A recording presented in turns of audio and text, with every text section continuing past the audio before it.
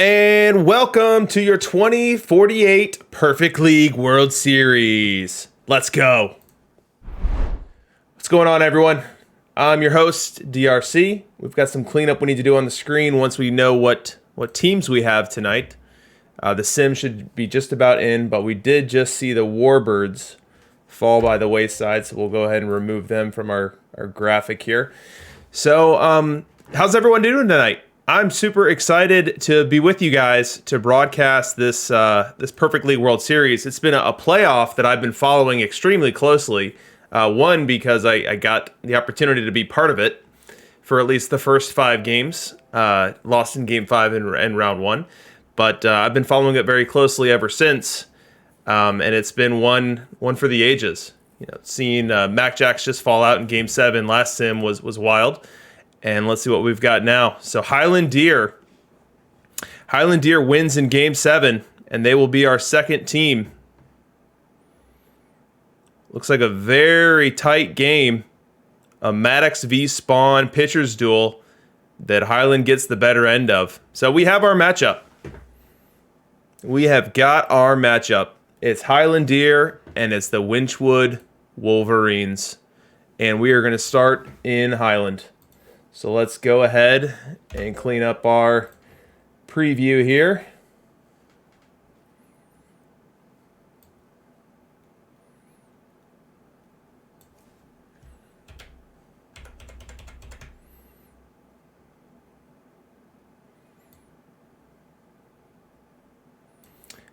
While I'm doing this, why don't you guys tell me in the chat how your team did this week? Do we have any champions in the chat?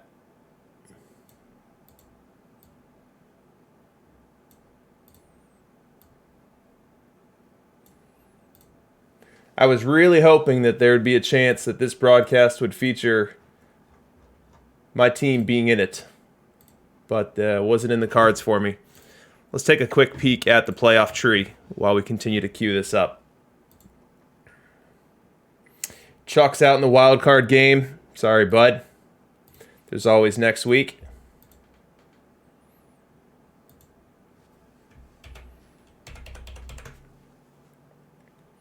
Looks like No Way's up 3-2. Long sim. That's normally a dead giveaway. That normally means you are on your way up. What's the name of your team, No Way? I don't think I've bumped into you before.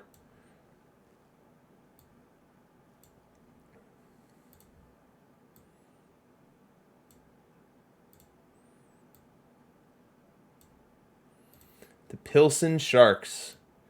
Well, if you are indeed the Diamond League champion and you're on your way to perfect, it'll be fun to play with you next week. So as depressing as it is to not be in this matchup tonight, the good news is I get to hang around for another week of Perfect League play and give myself another bite at the apple next week. And Chuck's saying Pilsen dominated him this week. So maybe a team that we need to be looking out for next week on the Perfect League pitch. I don't know why I just said pitch. All right, that looks good enough for now. So let's start taking a peek at a couple of these teams. We normally get an extra sim in here. Let's confirm that's the case. Yep, game 1 won't be until tomorrow. So that means we've got about 25 minutes to break down these two teams here. But before we do that, I did want to flash back up the program schedule that I'm running here on this stream. So currently we've got 3 streams going.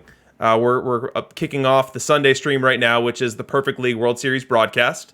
And I've got an asterisk on that one because I'll only be able to do this as long as I'm in the league. Good news is I did make the playoffs today, so that signs me up for another week in the Perfect League. So we'll continue to do that on Sundays. On Tuesday, we've got a brand new show, and I'm really excited about this one. I think this is one that the community could get a huge kick out of. And the idea for this show is to actually get an opportunity to talk about and talk to the person behind the screen name. The person behind the screen name on Discord that you interact with on a daily basis, that you've bumped into in buy and sell or in market discussion or in mission discussion or in the Perfect League channel. And all you really know about them is the quips and the gifts that they post. And this show is really going to be an opportunity for them to share what they want to share. And so I've got my first couple guests lined up. There will be more guests to come, but it's going to be an interesting show where we'll go out of bounds a little bit. We'll definitely talk about how they play Perfect Team, some of the strategies they employ, but we'll also share what they want to share about who they are, and really why this game fits into their life and why they enjoy doing it. And then, of course, we've got our flagship show on Thursdays, which is This Week in Perfect Team. We've been doing that now three Thursdays running, and we're getting a little bit crisper with our production quality each time and lack of technical issues. I think this last time was the first time that people could actually hear Kidneys loud and clear, which was great to finally get that ironed out because he's absolutely the brains and brilliance of the show. If you haven't joined that one, please make sure you do so. And that show, the vision behind that, is to break down the content that drops. So Chris drops content at 9 o'clock Eastern on Thursdays. And so we quickly put together that content, look at who those new players are most similar to, and then talk about where we think those cards fit moving forward. And help players understand whether those are cards they want to prioritize getting into their lineup or cards that they're better off leaving untouched. Again, if this is your first time joining on the stream, would love it if you could drop a follow, click the notification if you want to be notified every time we go live, and if you feel so inclined, feel free to subscribe as well. We'd love to have your support for the stream. So let's take a look at these two teams. So in preparation, I started taking some notes about the two teams that we have here, just to take note of really what makes them different from other teams at the level. We'll start with Winchwood. So first thing, we'll take a look at the standings. So we see they finished 86 and 76. And they were the very last wild card team in. So let's go ahead and look at it by wild card. And you see they made it by a single game with High Desert Aces and Pack Freaks right on their heels. So just sneaking in. And what I found interesting about that is that from a month-to-month perspective, they were very consistent. So every month was between 12 and 16 wins. There was no disaster month. There was no rampage month. Just very consistent. However, I'll share that there was one caveat. So down the tail end, when the Sims were critically important and they needed to really do everything they could to punch their ticket to the postseason, they had a final 3-game set versus the Time Lords. And the Time Lords, as we snap back to the standings page, were the best team in the league this year. 103 wins, and the next best was 97. So 6 wins better than the field, and Winchwood ends up in their park for 3 games with everything on the line. And they were able to pick up a 7-5 win, a 4-2 win, and then a 10-5 win. And we know from the prior screen, they made the playoffs by 1 game. So picking up road wins is hard in any park. Picking up road wins against the best team in the league, even harder. Now, before someone says it in the chat, it's absolutely possible and maybe even probable that Greenwich Time Lords were setting up their rotation for the playoffs and maybe had a B roster on the field. But a road win is a road win, and one when you have to have it is very impressive. So in looking at their roster and looking for deviations from the standard meta, there weren't too many things that really jumped off the page to me. We've got Stan Musial at first, which is not someone that nobody uses, but it's certainly not as chalky as a Roger Connor versus Wright, or maybe a George Brett. So Musial playing first base versus right-hand pitching.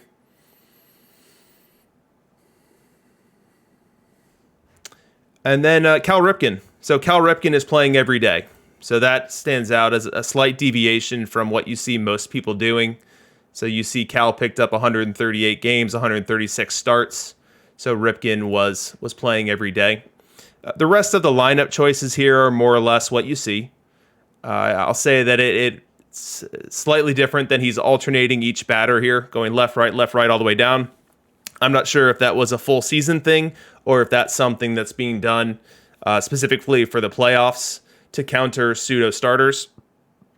but that's somewhat interesting there. You don't see a lot of people doing that. You more often see someone with at least a loaded lean towards left-handed batters early in the lineup. Maybe for this lineup, you'd see something like Cobb, Gwynn, Speaker to start off the game to make those right-handed pitchers have to face 3 tough bats right out of the chute. So that's slightly different. The biggest deviation that I saw was really on the pitching side. So Red Ruffing getting 29 starts is not something that you see in Perfect League. Red Ruffing is a very effective reliever. Red Ruffing does very well against right-handed batters, but you don't see people deploy Red Ruffing as a full-time starter very often.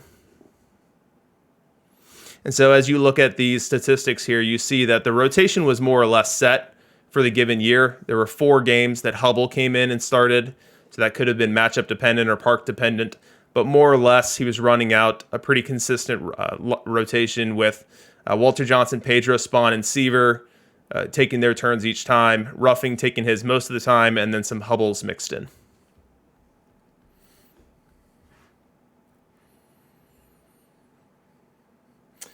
Yeah, so Wallace is asking for my thoughts on face of the franchise, Ripken. I've had a really hard time getting Ripken to hit. It's not a problem unique to me, but he is uniquely bad in my park. So as I look at my park here, Ripken's going to be applicable to this line right here, the average. He's going to be applicable to this line here, the right-handed batter home runs. And then these 2 lines right here, the doubles and triples. And Ripken, with his profile, he doesn't strike out much. He's got a great avoid K when you play him against left-handed pitching only. But that BABIP's not very strong. And in this park, I've just had a really hard time getting him to be productive. I can take a peek at his numbers real quick here. So Cal Ripken. So I've given him segments of 3 different seasons within Perfect League. And it hasn't gone well, to say the least. So 660 OPS in almost 100 plate appearances in year 1. I give him a little bit more rope in year 2, 170 plate appearances with a 588 OPS. And then just this current season, I gave him 12 starts and then 25 games at 596 OPS. So has not worked out for me, and that absolutely taints my perception of him. I think that what you're getting with him is a stable glove, and any offensive production you get, you should consider a bonus.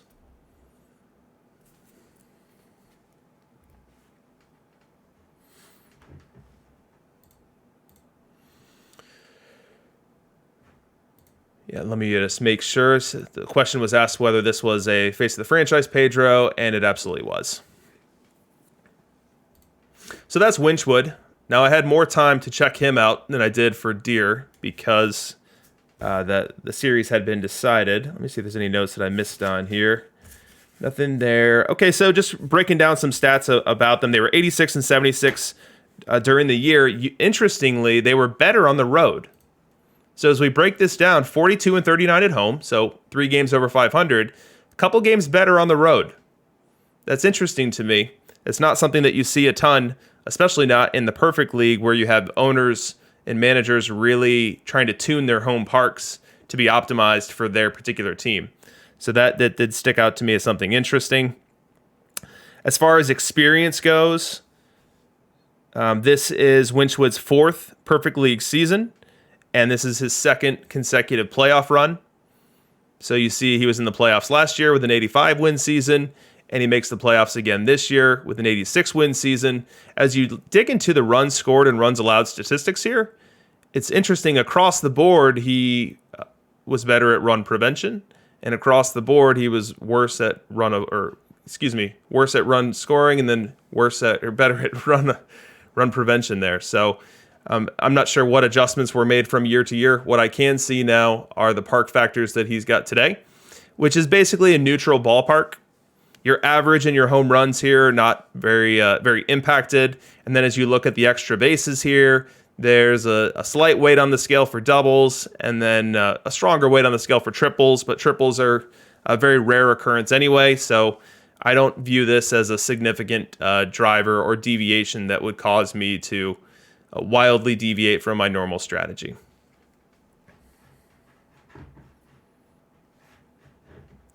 So that's Winchwood. Any other thoughts here? All right, so they were first in home runs allowed. So let's get back to their statistics here. So nobody gave up less home runs than they did, which I find interesting when he was trotting out a rotation that had a red roughing and a Seaver. And I mean, even Pedro gets tagged for some homers. So a pretty good week of avoiding homers, especially given that his home park does not nerf home runs at all. So I found that somewhat interesting. And he was also second in walks. So his hitters walked the second most of anyone in the league. Let's jump over to Highland Deer and check them out. We'll do this live. So let's take a look at the lineups here. So what we're looking at is a very right-hand dominant lineup. I'm just going to immediately jump to the park factors and assume I'm going to find a righty cheese park. And that's exactly what we've got. So again, that's a term that is thrown around pretty loosely on the Discord. But if you've never heard it before, righty cheese basically means, at least colloquially at this point, that a park is tuned to favor a given side. So there's a righty cheese park, a lefty cheese park. This park that we're looking at right now is a righty cheese park, at least for average. So average is boosted to 1.1.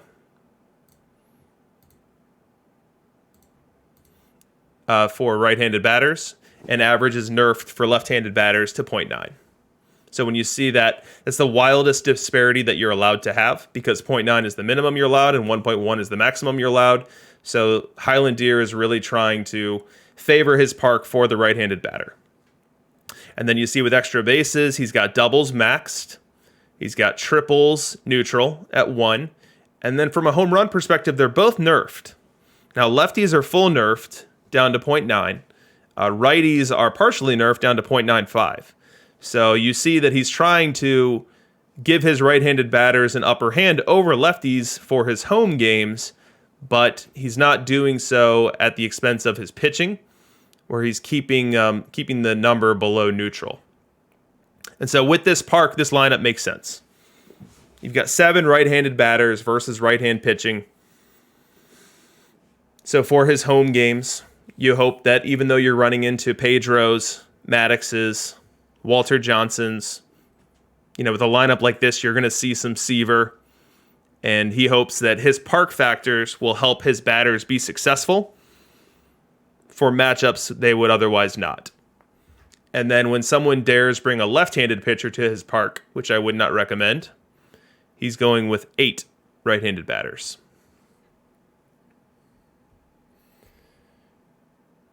So Bird asked the question of what does 1.5 doubles do? And what that's going to do is it's going to drastically increase the number of doubles you have there. Now, I am not a savant when it comes to the order of operations or the game mechanics of exactly how that's happening. But my best understanding of it, and maybe someone in the chat can correct me here, my best understanding of it is that existing singles, so things that would have otherwise been singles, become doubles as a result of that factor being juiced to time and a half.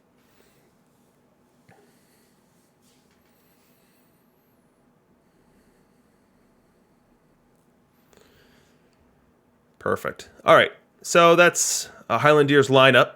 So very right-hand batting heavy. I would estimate as we click on this pitching tab, I'm going to guess that we're going to see a lot of right-handed pitchers as well. Let's see. And that's exactly what we find. We have a rotation that is at least advertising. They're going to start with Walter Johnson, Seaver, to Pedro, to Maddox. So 4 strong right-handed pitchers. Only 2 lefties in the pen. And it's the best 2 lefties that money can buy for the widely available lefties. So not counting your SE Noodles Hahn or the other rare lefties like SE Lefty Grove. But of the cards that are widely available for left-hand pitching, Spawn and Price are about as good as you can do. Making out the rest of the pen, you've got Feller at closer, which I find that pretty interesting. Feller is a volatile profile. As you look at his walks here, 7.1 walks per 9 this season, 6.2 walks per 9 last season. So very volatile profile. Can certainly walk the world on you. but Highland has been successful with him. Had an okay season with a 4.41 ERA after a great season last year at 2.72. And really the challenge with Feller is he's got incredible stuff, but it's got really, really risky versus left-hand batter metrics here. So movement that's really inviting to power, and control that's really, really inviting to base on balls. I mean, if I could tell you how many times Feller has ruined a game late for me, it hurts. So Feller is the closer. You got Jose Fernandez's setup. The thing about Fernandez is he's very similar to Feller v. left. Let's take a look at their pitching ratings. So in the pen, he's got identical movement and identical control to Feller. 154 stuff versus 172. So in this scenario, you would absolutely prefer Feller in that matchup because they're identical with the exception of having 18 more stuff. And then versus righties, there's more fine details there. So Jose Fernandez actually has better movement versus righties, slightly worse control. But again, Feller maintains his huge stuff bonus. So Highland here is showing that he's very comfortable with some control issues on the back end of the pen. You see Hoffman, Spahn, and Price at least currently deployed as specialists here.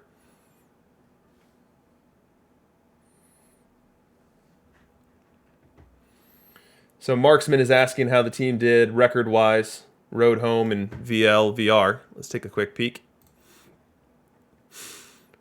So Highland, good at home, 48 and 33. Very good on the road, too. I mean, if you're clocking 550 win percentage on the road in Perfect Team, or in Perfect League, you're doing very good. What I like to try to target with my team is to hope to be 600 to 650 at home, and then 500 at home, or on the road. And then you put the two together, and you're typically around 89 to 90 wins, and you're on your way to the playoffs. As we look at VL-VR here, Highland was better against left-hand pitching, which you'd expect with that park and that lineup configuration. So no surprise there. Month to month, pretty volatile here. So 15 and 12 April, 15 and 13 May, 11 and 15 June, which would have put him right around 500 if you sum those 3 months together. A really hot July, followed by a struggle bus in August, and then an absolutely on fire September. So he did win the division. Got the 2 seed, it appears, over me. And did so on the back of that very hot September.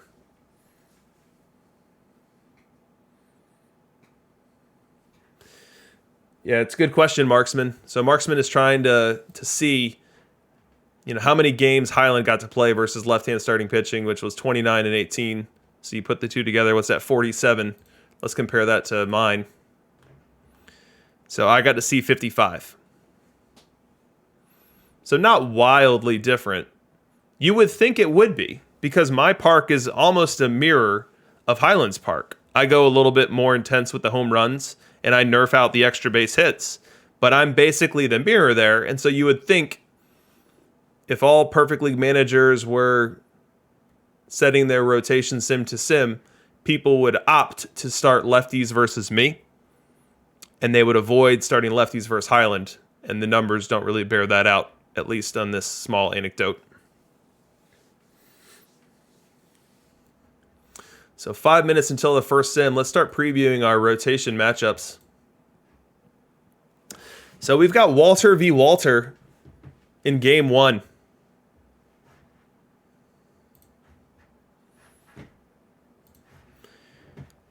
Let's see if that's a product of choice or if that's a product of availability. Given that both teams had to go to 7, I'm guessing that we're dealing with some limited availability.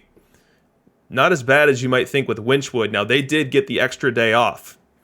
They finished off Mac Jacks and then had an extra rest day. So 2 rest days versus 1. And they're going to come into this game with only Price unavailable out of the pen, and then only Spawn and Pedro not options out of the rotation. As we look at Highland, slightly worse, but not horribly. You've got Spawn unavailable, 69. He could get thrown into a game. Martinez and Maddox unavailable.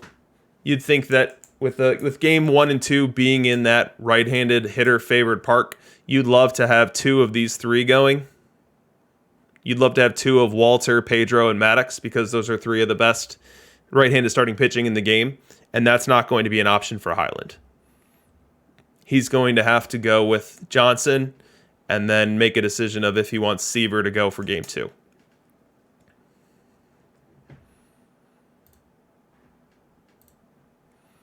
And it appears that Winchwood's going to go. It looks like it would be Johnson Seaver. So it looks like we would have mirrored game 1 and game 2. But Spawn will be ready for game 2. He will be ready, but will we see him? I don't think we will, given the home park. But the option is on the table.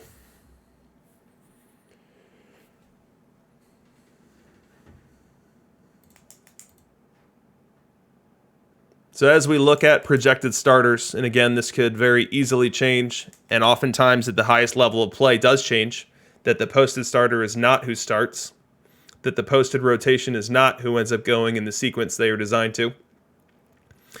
But as of now, we're expecting Walter Johnson for each team in game 1, and then Seaver for each team in game 2. You know, Seaver is not someone who's getting the same load of starts in Perfect League that he was before the toppers were released. So it's interesting to see on the highest level here, we'll have a Seaver v. Seaver matchup in the World Series. I would not have expected that. But given the park, you know, Seaver is certainly playable. And against a lineup that's going to have mostly right-handed batters, that's about as good of a setup as you can give to Seaver. 2 minutes for the first sim. Let's go ahead and hide scores so we don't blow it. No spoilers in the chat too, if you guys don't mind.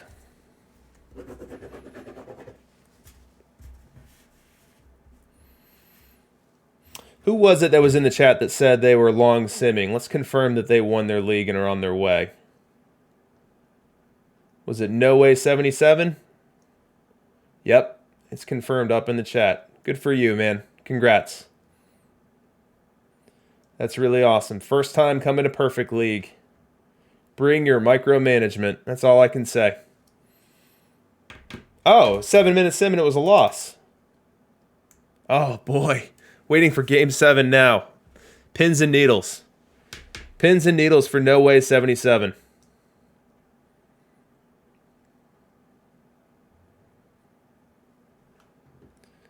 That's tough. That is tough. So we've got a minute until the sim. This will be my self-serving minute. We'll take a peek at my season.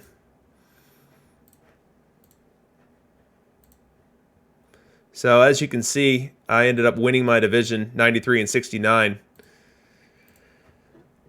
But it was an up and down season in the sense that, I guess it wasn't up and down. It was just kind of a comatose season until the end. So I was just dragging along at 500 for the first 6 days.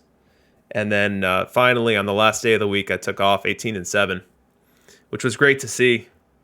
And that month was just rife with one run wins. If you look at this, you know, there's a 1-run win, 2. There's a 1, a 1, 1. This is a whole sweep of a playoff team or a near playoff team with 3 1-run wins. But it was good to finally take off there because I was certainly threatened of not being able to get back to the Perfect League next week if I didn't have that month. So I was happy to see it.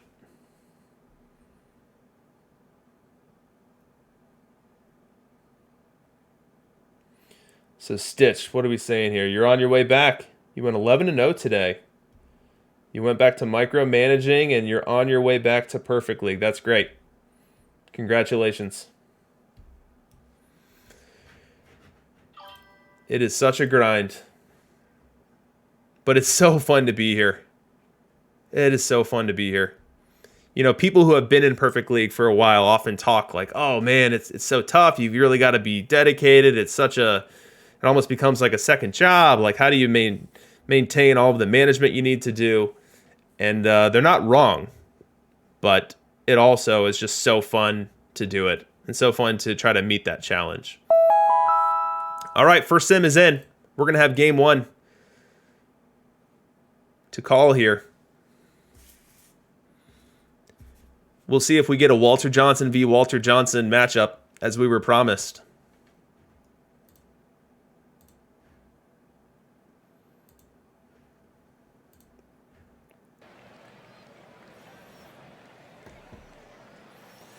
We are getting Walter Johnson starting. Let's go ahead and fire up a new tool I have set up for this game. Let's make sure you guys can see that. So what this is this is a matchup analyzer tool.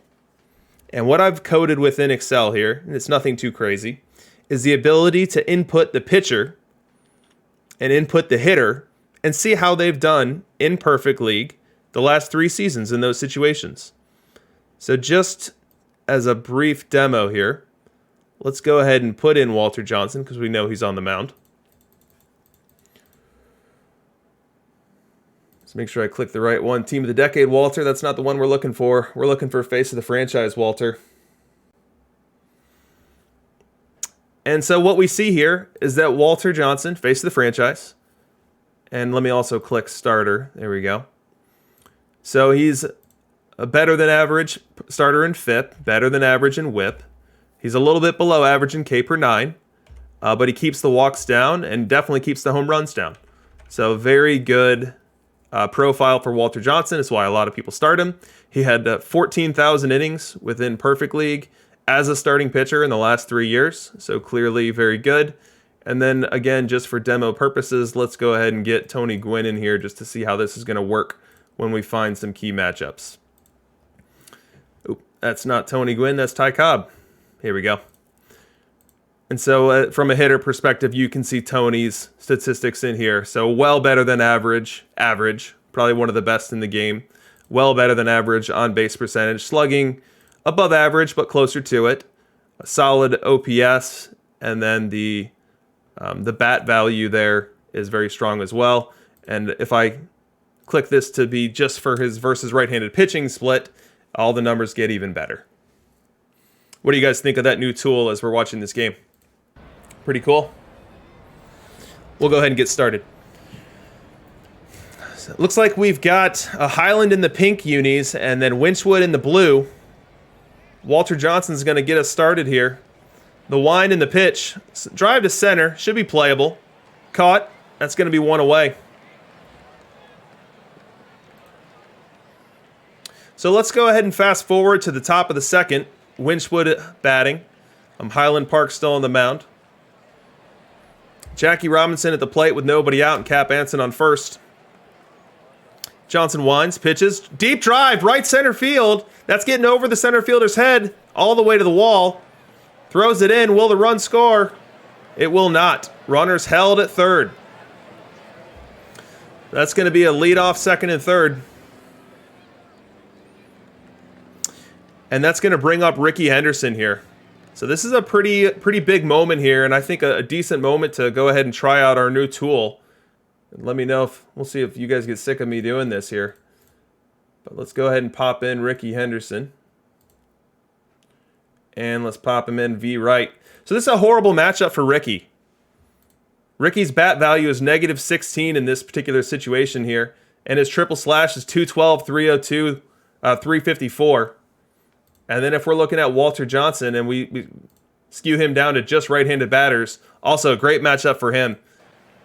So Highland needs a strikeout here, and he's got a decent chance to get it. 2-2 count on Ricky. Walter winds and delivers. Grounder to second. Fielded. Throws to first for the out, but a run does score. It's a 1-0 lead for Winchwood here in Game 1. The second run does come around to score, and now we're in the bottom of the second for Highland. A chance to answer. Walter Johnson on the mound for Winchwood, and we've got a leadoff Ty Cobb on first. Very active base runner. Willie Mays the batter. Johnson deals. Liner to left. That's going to get through. It's going to be first and second, nobody out.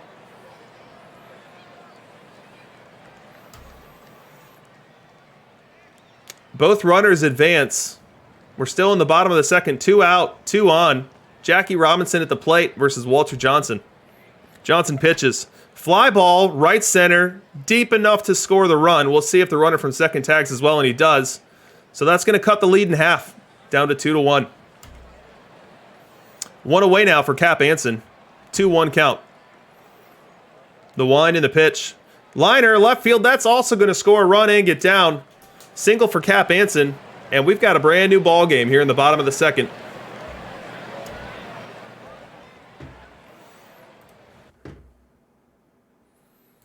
Just lowering some audio levels here. So we're still in the bottom of the second. We found some trouble here. Luke Appling at the plate with 2 on and 1 out. Full count on him. Appling with a great eye. The pitch, and that's exactly what happens. Appling walks there to load the bases.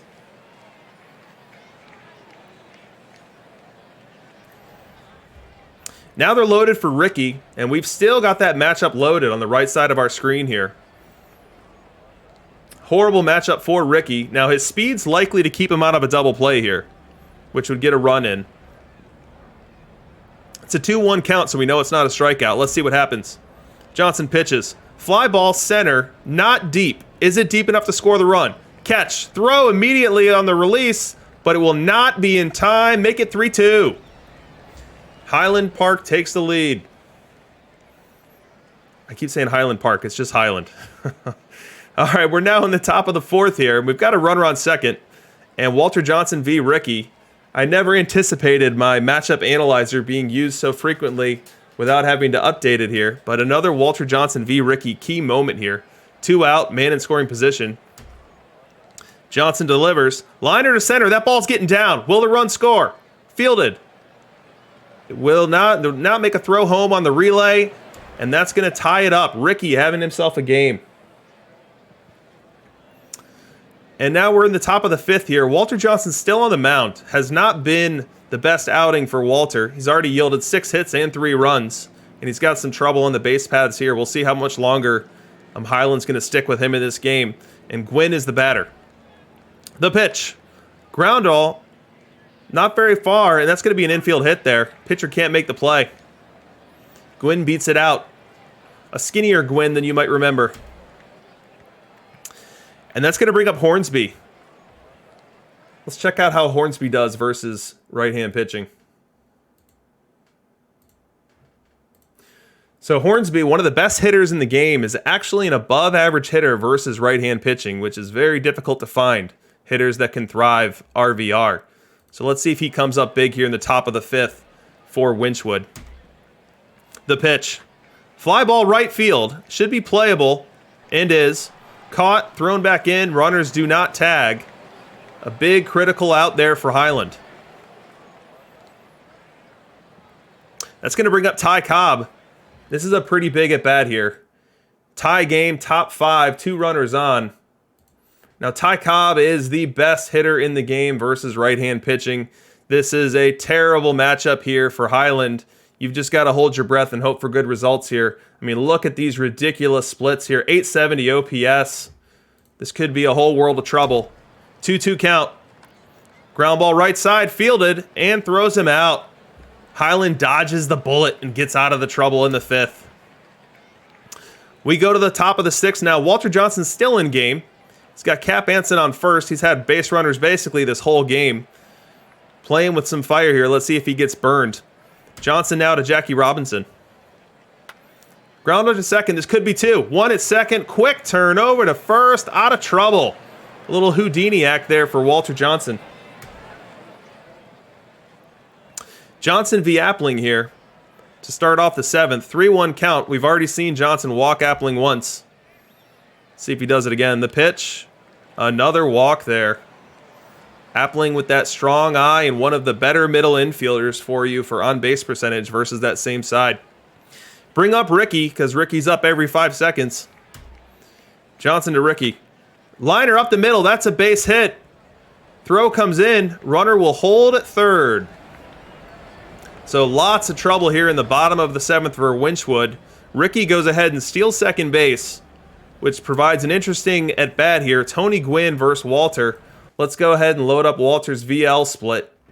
And we'll load up Tony Gwynn as well. So Gwynn VR, very strong. Walter Johnson, VL, not as strong, but of right-handed pitchers, that's one of the better ones you can have out there. But this game has been going a long time. He's got a lot of pitches on him already. He's already yielded 3 runs and 6 hits, and he's got nobody out here. This is where you might be looking to that bullpen, but Winchwood's going to stick with him for at least this batter here. 2-2 count on Gwynn. Liner up the middle, base hit. That's going to score a run at least. Here comes the second run, and he'll be safe. Make it 5-3 Highland. A 2 RBI single for Tony Gwynn. This inning trouble just only continues. We've got Hornsby now at second. Gwynn moving up to third. We do have an out, but Willie Mays at the plate. Winchwood has gone to the pen, bringing in Bruce Suter. Let's see how well he fares in this matchup. So Suter VR is pretty good. That's definitely his strong side. The weakness might be a little on the wild side, more wild than you'd prefer. But let's see what happens here. 1-2 count. Bottom of the 7th. 2 out, 2 on, or 1 out, 2 on. Pitch. Up the middle, another base hit. The middle has been a treasure trove of base hits, and that's going to score another couple of runs. Make it 7-3 Highland. Starting to get some daylight here. We move to the top 8. We've got Walter Johnson still on the mound, facing Tony Gwynn. And there's a deep drive high, deep left center field. Center fielder doesn't even move. That's a bomb. Ding dong, that pitch is dead. Make it 7-4. Still in the top of the 8th, Hornsby up. Winchwood still looking for that spark.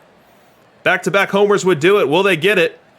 Liner down the left field line. That's a base hit going all the way to the wall. It's going to be some extra bases. It's a stand-up double for Hornsby. Time to get Walter out of the game. Staying in to face Ty Cobb. We've already looked at this matchup earlier in the game. Definitely one that favors Cobb. He's got a 3-1 count. Let's see what happens. That's ball 4. Highland's got to be thinking about getting Walter out of this game right now. Bring up Willie Mays. Actually, a pretty good matchup for Johnson v. Mays here.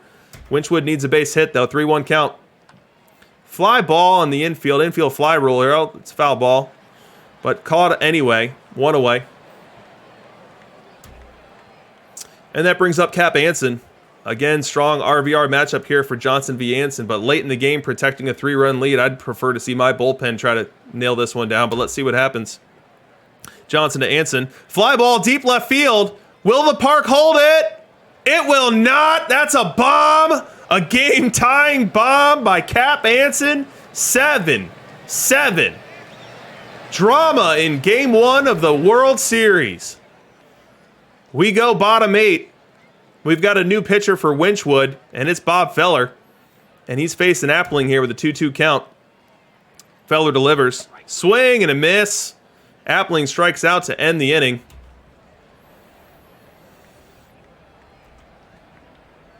We go to the 9th, and now we've got Feller v. Williams. Now, Feller really struggles versus left-hand batters. Let's go ahead and pop him up there. And then we'll get Ted as well. So Feller VL just walks the entire planet here. 6.4 walks per 9. The K per 9, which you'd expect to be really strong, is better than perfect league average, but definitely a huge drop-off for Feller compared to what he does versus right-hand pitching. This is not a matchup that I like to see. But let's see what happens in the game. Feller v. Williams. Here we go. 0-2 count. Feller winds and delivers. Swing and a miss. Teddy goes down swinging. And now it's Feller versus Gwynn. Winds and deals. That's ball 4 for Gwynn. That walk per 9 for Feller. Can rear its ugly head at any time. Feller v. Hornsby now. 2 out in the inning. We'll have a pickoff throw first.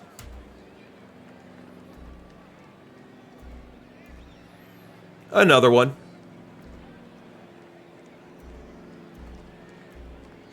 And another one. How about 4? What's the over-under set at this one? Oh, we get a pitch, and it's a swing and a miss. That's going to end the threat in the 9th. So we go bottom 9 now. We're in hero territory. One swing can win the game at any given moment. Feller v. Henderson. If you're Winchwood, you love this matchup. The pitch. Fly ball deep right center. That's getting down and going to the wall. Henderson's got 2 easy. Will he try for 3? He'll hold it 2 with a leadoff double representing the winning run. Gwynn to the plate now. We've already got Feller and his VL splits up there. We've already seen Tony Gwynn's VR splits. Horrible matchup here for Winchwood. Can he dodge the bullet? 3-2 count. Ground ball. Fielded by the second baseman. Throw to first in time, but the runner moves up. A productive out, getting the winning run to third base. Feller v. Hornsby. Let's go ahead and pop up the Feller VR. Way better than his VL. You see the K per 9 jump. The walks per 9 still isn't great, but the whip is excellent. The FIP is excellent. Let's see if Hornsby will win the game or if Feller can get through the trouble. 2-2 count. The pitch. Strike 3 called. Huge clutch strikeout in a needed moment that's going to allow the infield to back up and bring up Ty Cobb. Again, a horrible matchup here for Feller. Can he dodge a bullet one more time? 3-1 count. I'd walk him here. And that's what they do. Brings up Willie Mays. Much more manageable matchup here. Willie Mays not nearly the hitter Ty Cobb is. 2-2 count. Swing and a miss. Gets out of the trouble and pushes this baby into extras. We start off the 10th with Ty Cobb v. Feller. A lot of mirror matchups in this game. Swing and a miss by Cobb. Cap Anson to the plate. Hit a big homer earlier. Full count, 2 outs here. He's going to take his base. Jackie Robinson looking to follow that up. 3-2 count. Fly ball right. That ball's going to get down. Anson runs all the way to third, and the lead run is in scoring position. Bringing up Ricky Henderson. Matchup favors the pitcher. The pitch. Runner tries to steal second. No throw. So now we've got 2 runners in scoring position here with 2 out. Feller v. Ricky. Walks him. Looked intentional. Walked him on 4 pitches. To get to this matchup, Mauer v. Feller. 2-2 count. Game on the line. Strike 3 called. Feller. High wire act, but gets out of it. Lives to tell the story. And we go bottom 10. Feller v. Jackie. Bottom 10. Strike 3 called. 1 away. A lot of strikeouts from Feller. That's part of the Feller experience. Feller v. Anson now with 1 away. Liner down the right field line. Going to the wall. That's going to be extra bases. Anson will hustle into second with a double, representing the winning run for Highland.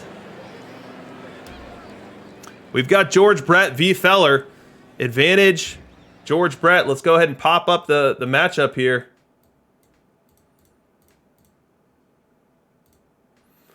George Brett v. Feller. Huge advantage for Brett here. Brett is an 831 OPS versus right-hand pitching. Very strong bat value here. And chance to win the game. 1-1 count. The pitch. Grounder to second. Fielded. Gets one at first. One's at second. Does not complete the double play. The inning continues. And it continues for Ricky Henderson. How appropriate would it be for Ricky to win it here? 2-2 count. The pitch. Swing and a miss. We go to the 11th.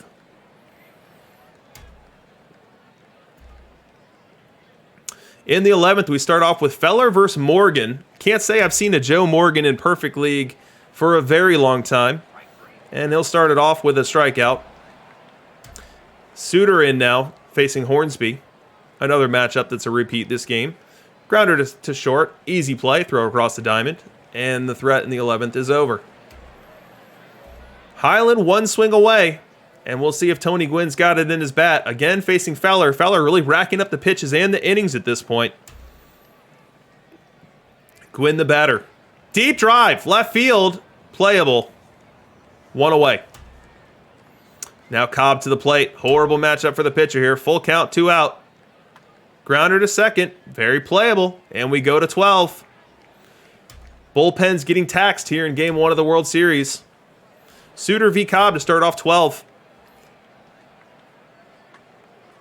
crushes it down the left field line. That's going for extra bases. Cobb can fly. He's got too easy. Will he stop there? The answer is yes. Leadoff double for Winchwood's Cobb. Cobb gets to third base. Have to assume it's a pass ball or a stolen base, but that's the lead run there. The infield comes in for Highland, and we've got Willie Mays at the plate v. Suter. The pitch. Little popper, foul territory, playable. That's going to be one away. Unproductive out there for Mays. Anson to the plate. Anson hit the big 3-run homer earlier in the game to tie it up. What can you do against Suter now? The pitch. Ball 4. Not a horrible play for Highland, setting up the double play here. You see the middle infielder now are at double play depth for Jackie Robinson. Full count, one away. Grounder to third. Fielded across the diamond, gets the out. Runner holds. Runner holds at third. That brings up Ricky. Man, every clutch at bat is a Ricky Henderson at bat. When will he come through? 1-2 count. The pitch. Swing and a miss, strike 3. Inning over for Winchwood. They blow the leadoff double where it gets to third before anyone was out. No run scores. Feller still on the mound for Winchwood. Facing a Willie Mays here with a full count and nobody out in the 12th. Fly to left. Will it get down? It will. It's a leadoff base hit for Mays. Not someone who's been hitting right-hand pitching all that well in Perfect League of late. And he gets to second base with nobody out. You've got Jackie at the dish here. You're hoping for a productive out if he has to make one. Price now in for Winchwood. The pitch from Price. Looper to right. Second baseman will make the play. That's one away. Runner cannot advance. Cap Anson comes up.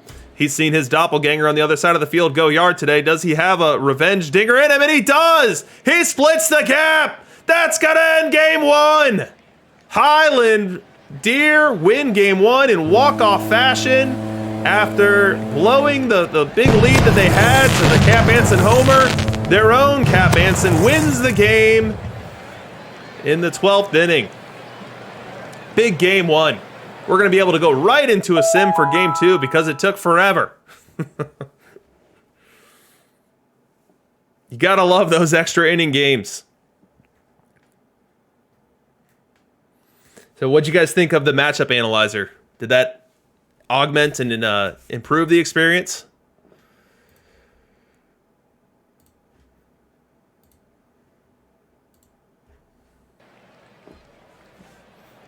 All right, here we go. We're jumping right into game 2. No rest for the weary. You play that long one, not only does your bullpen get tired, but your broadcaster does. And we've got Seaver. I know there was question as to which starter we'd actually get on each side. Highland is throwing Seaver. It'll be interesting to see what Winchwood ended up going with.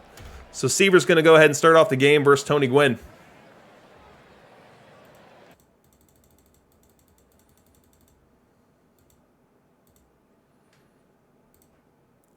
I'll go ahead and throw. Tom Seaver splits up there while we wait for it to get going. Ground ball to short. Easy play. Starts it off with a nice out retiring Tony Gwynn.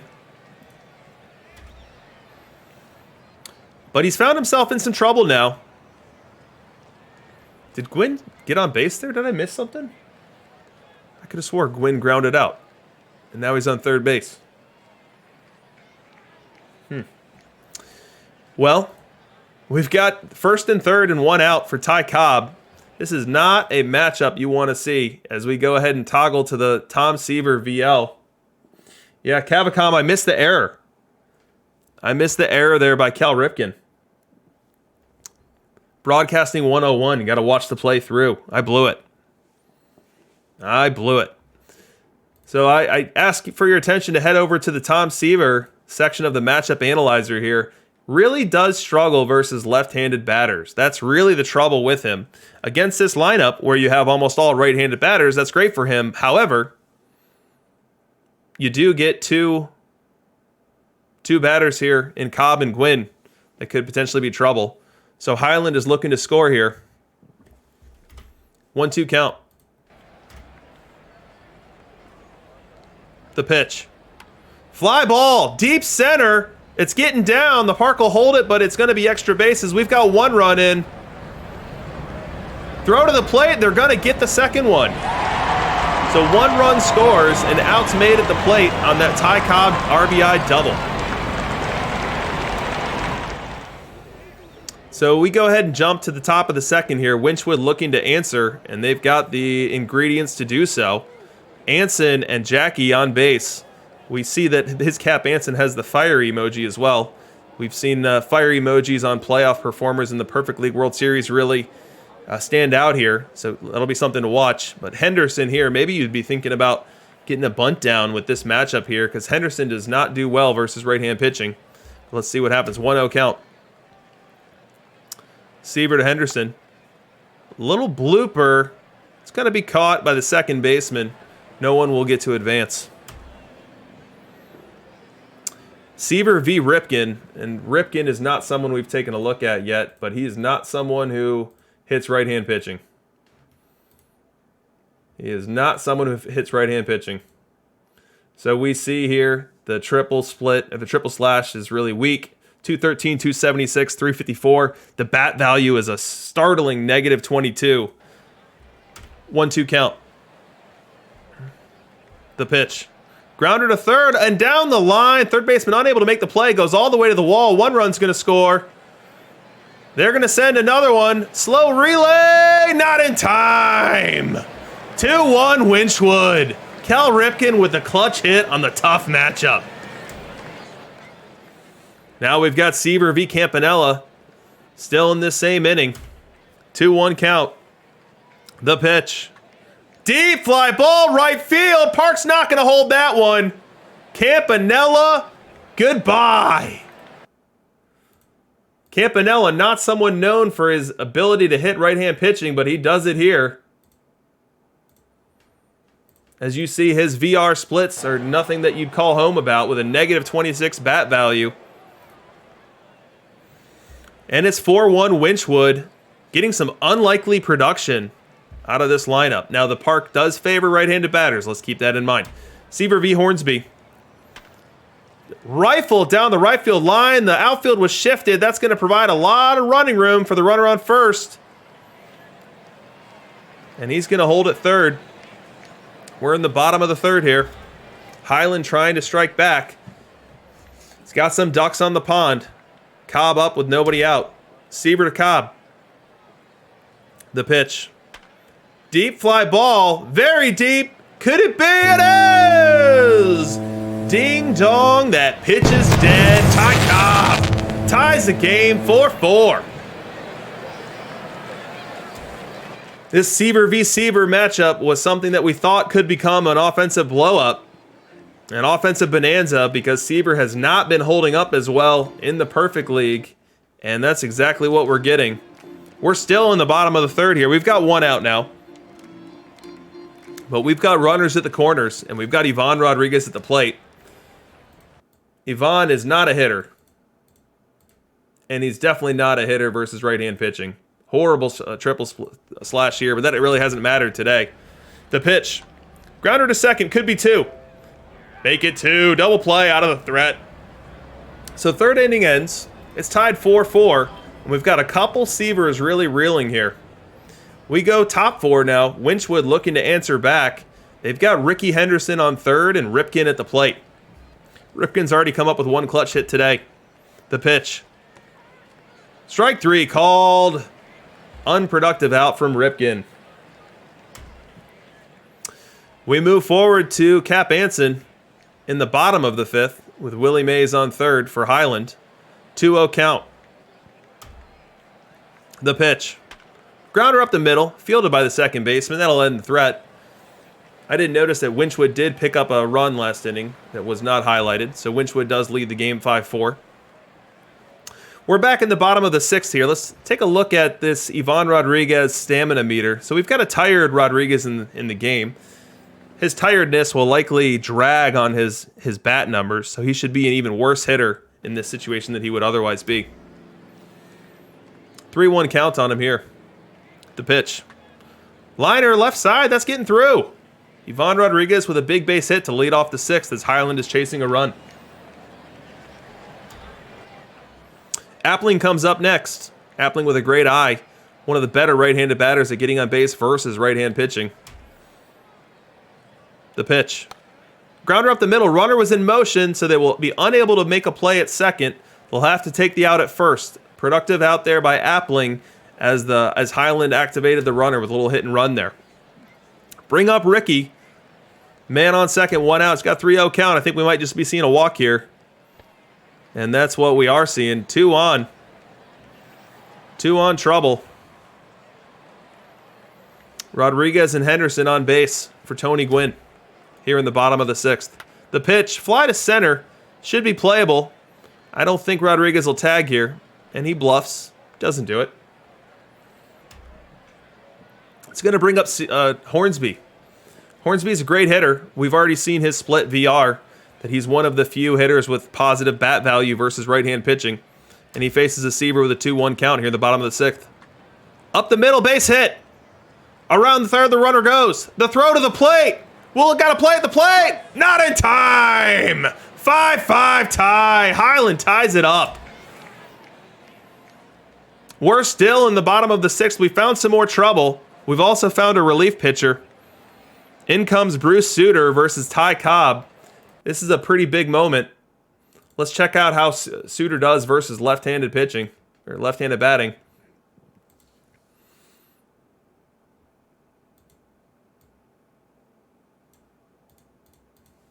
We'll get Ty Cobb in for good measure as well. This is not what you want to see in a clutch moment. We've got Suter, we've got Cobb. Advantage Highland. Let's see if it plays out that way. 0-1 count. The pitch. Down the right field line, but fielded by the first baseman. That's going to end the threat. Jefferson Jim, I would have absolutely walked in there to get to Mays. 100 times out of 100. We go to the 7th. We've got a new pitcher. So for the Highland Deer, we've got John Smoltz in there. Let's pull in some John Smoltz numbers real quick. And we'll pull in some John Smoltz reliever. So specifically noting his reliever numbers. And we'll clear out our batter for now. So Smoltz is going to start off the inning versus Ripken. 3-1 count. Top 7. Winchwood looking to take the lead. And Ripken's going to line one up the middle. Another base hit versus right-hand pitching. That Ripken really having a day with 2 tough at-bats that turned into base hits. Smoltz versus Campanella now. Campanella also had a tough at-bat that he turned into a base hit earlier. He's now got an opportunity to create a little rally here. Full count. Smoltz deals, and he's going to walk him. Smoltz, as we look at his split here, better versus right-handed batting, but the homer per 9 is still problematic, and the walks per 9 higher than you'd like. So Smoltz now has to face a wrong-hander, has to face a lefty. Not something that he prefers to do, and if you're Highland here, this is definitely not the situation you want, where he puts on Ripken and Campanella leading into the boppers that Winchwood has. 2-2 count on Gwynn. Grounder to short, could be 2. That's 1. Across the diamond for the double play. A rally killer. Huge pitch for John Smoltz. And now he's 1 batter away from getting out of the trouble. He's got to get through Rogers Hornsby. 3-1 count the pitch. Down the left field line and down. That's going to score the run. Winchwood takes the lead 6-5. John Smoltz played with a little fire and got burnt. We go bottom 7. Suter's still on the mound for Winchwood. He's going to start off against Willie Mays. A good matchup here for Winchwood. 0-1 count. The line to right field, and that's a base hit. It's going to be a leadoff single for Mays. Up next is Jackie Robinson. The pitch. He lays down a bunt. Tough play. Oh, the pitcher fields it. Makes a wonderful wheel and deal to second base. And the second baseman drops it. Rogers Hornsby biffs what was an incredible play by Bruce Suter, costing them not only the lead runner, but a crucial out. Does Luke Appling, or a more defensive second baseman, make that play? Now it's Cap Anson time. Cap Anson won game 1. He won game 1 by splitting a gap. Does he have an encore in mind in game 2? Suter to Anson. The pitch. Fly to center. Not going to be trouble and not deep enough to advance the runner. Little bluff move and throw, and we've got one away. Suter now versus Ivan Rodriguez, and not just any Ivan, but a tired Ivan. We've already seen tired Ivan get one single through the left side of the infield. Let's see if he's got an encore in mind. 1-2 count. The pitch. Swing! Gonna miss, strike 3. Stan Musial to the plate. Musial's a pinch hitter here. So we've seen him in Winchwood's normal VR lineup. Not for the World Series here. But he's on the Winchwood team. He's also on the Highland team. And he's coming in here in a high leverage situation, trying to win the game. So let's get our Suter number back up there. Bruce Suter versus left. And then let's get Stan Musial be right.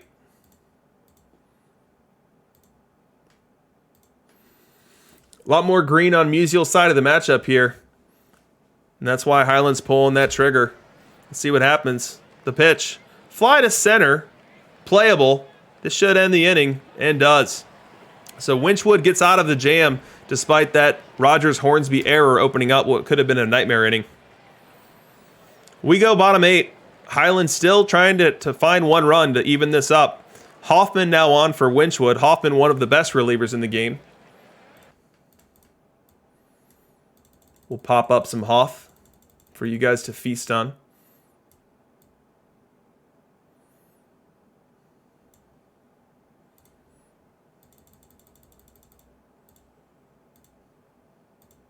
Here we go. So there's Hoffman. I've got both his numbers in there now. Both VR and VL. Ricky Henderson will lead us off. We've narrated more Ricky Henderson at bats than anyone else. It's going to start the inning off with a strikeout. Not too surprising given the matchup there. And Gwynn comes next here in bottom 8 for Highland. 2-1 count. The wind and deliver. Floater out to left. That's going to get down. It'll be held at a single. But Gwynn represents the tying run here. Late game. Hornsby comes up next. Hoffman to Hornsby. The pitch. Swing! Gonna miss, strike 3. 2 away. Up comes Ty Cobb. Last chance to keep this rally going. An absolutely excellent matchup here as Ty Cobb destroys right-hand pitching, but Hoffman's one of the best in the game, VL. Let's go ahead and click that split. And you see that his numbers don't degrade too significantly. So here was his everything, and here's his VL. Not too horrible there. 2-2 count. The pitch. Grounder to second. Playable. Cross the diamond. Inning over. Highland rally squashed in the 8th. We go to the 9th now. Bottom of the 9th. And Clayton Kershaw in for Winchwood. Not my first choice as a closer, but an interesting one at that. Let's go ahead and grab Clayton Kershaw as a reliever. We see that he's got 426 reliever innings in Perfect League in the last 3 years, and the results aren't bad. The walks per 9 is a little bit more than you'd like, but the homer per 9 is excellent. Elite even. K per 9 better than I would have expected. So let's see how he does starting the inning off against Willie Mays. Kershaw to Mays with a 2-2 count. Grounder to short. Easy play. Scoop it. Throw it. 1 out. Kershaw now to Jackie. Now, Jackie's interesting in that he doesn't kill right-hand pitching, and he doesn't kill left-hand pitching. He's just kind of balanced. So here's Jackie VR. Here's Jackie VL. A little bit greener on the VL than he is on the VR. His bat value is 6 VL, just underwater VR. So very balanced hitter. And in this situation, we see him versus Kershaw. Let's go ahead and split up Kershaw's numbers. And his VR numbers get a little hairy here. Now this is going to blend in some of his starter numbers because you're only able to do one split at a time with the data from out of the park. So slight advantage here to Jackie. 1-1 count. The pitch. Deep fly ball left field. Not that deep. Playable. Cub fans get a bad rap for for starting to celebrate routine fly balls, and I just got caught guilty of it right there. Cap Anson to the plate now with 2 outs. He's the last hope for the Highland Deer.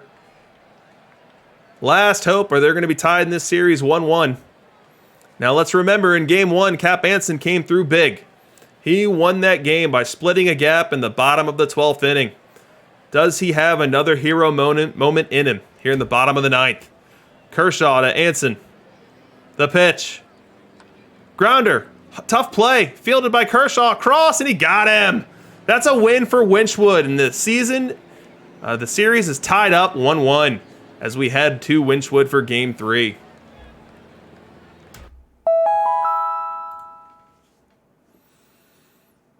What a World Series so far. A couple tight games.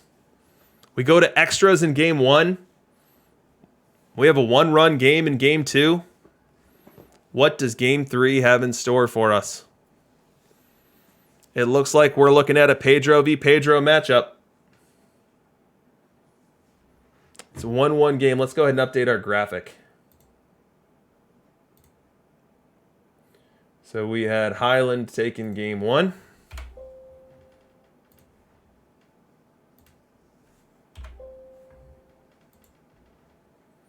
And we had Winchwood taking Game 2.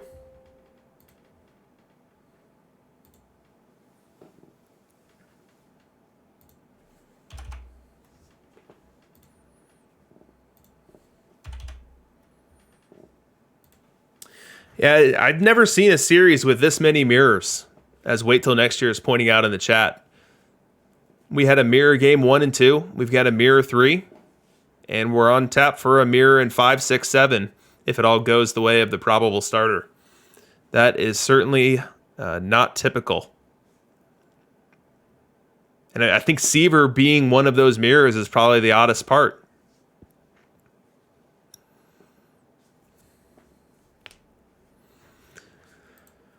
Someone's going to get their first title. So Highland Deer has been in Perfect League 5 different seasons. They've made the playoffs in 4 straight.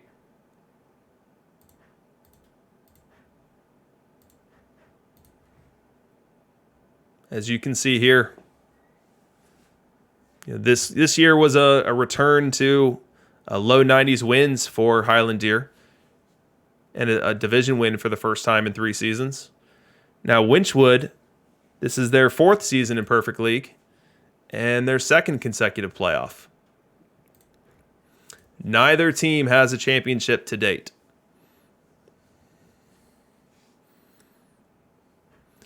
As we're 90 seconds from the next sim.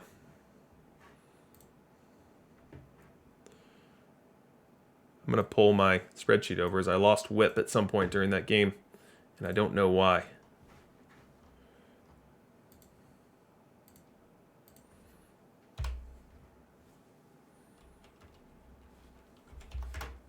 And we've got it back. Human error, as always.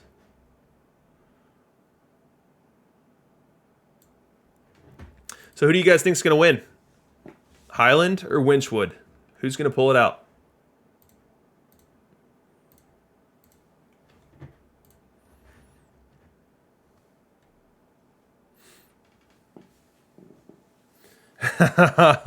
Marksman with the call of the night. He's guaranteeing Pedro's getting a win in Game 3. Really going out on a limb with that one. I love it. That's fantastic. So, we haven't played in Winchwood yet, but as a reminder, the Winchwood Stadium is mostly neutral. There's a slight buff to the extra base hits. Someone like Pedro is slightly impacted by that. Pedro doesn't have the highest movement in the world.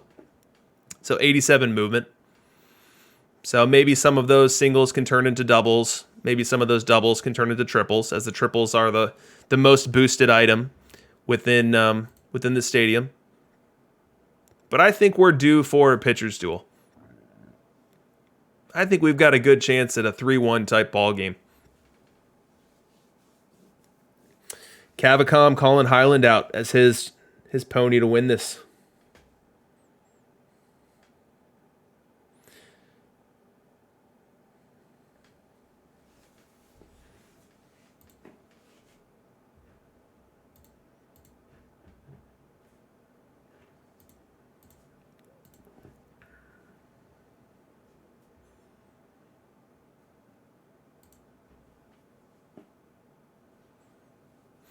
As we look at Highland's path to the dance here, it was far from an easy one. Took him 5 games to get through the waves, 6 games to get through the defunks, and then that grinder of a 7-game series versus Senators. Winchwood had no picnic either, but was able to take down the Time Lords in 3 straight.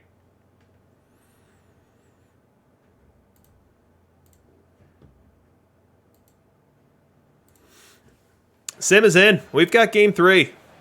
Let's see if we get that pitcher's duel that I envision. We are getting Pedro. We're getting Pedro on both sides. So let's go ahead and load up our graphic before we need it. So we'll load up Pedro, and we'll also load up the split for starter. So as we toggle here, you see that the split is starter. If we take that off, really doesn't change much.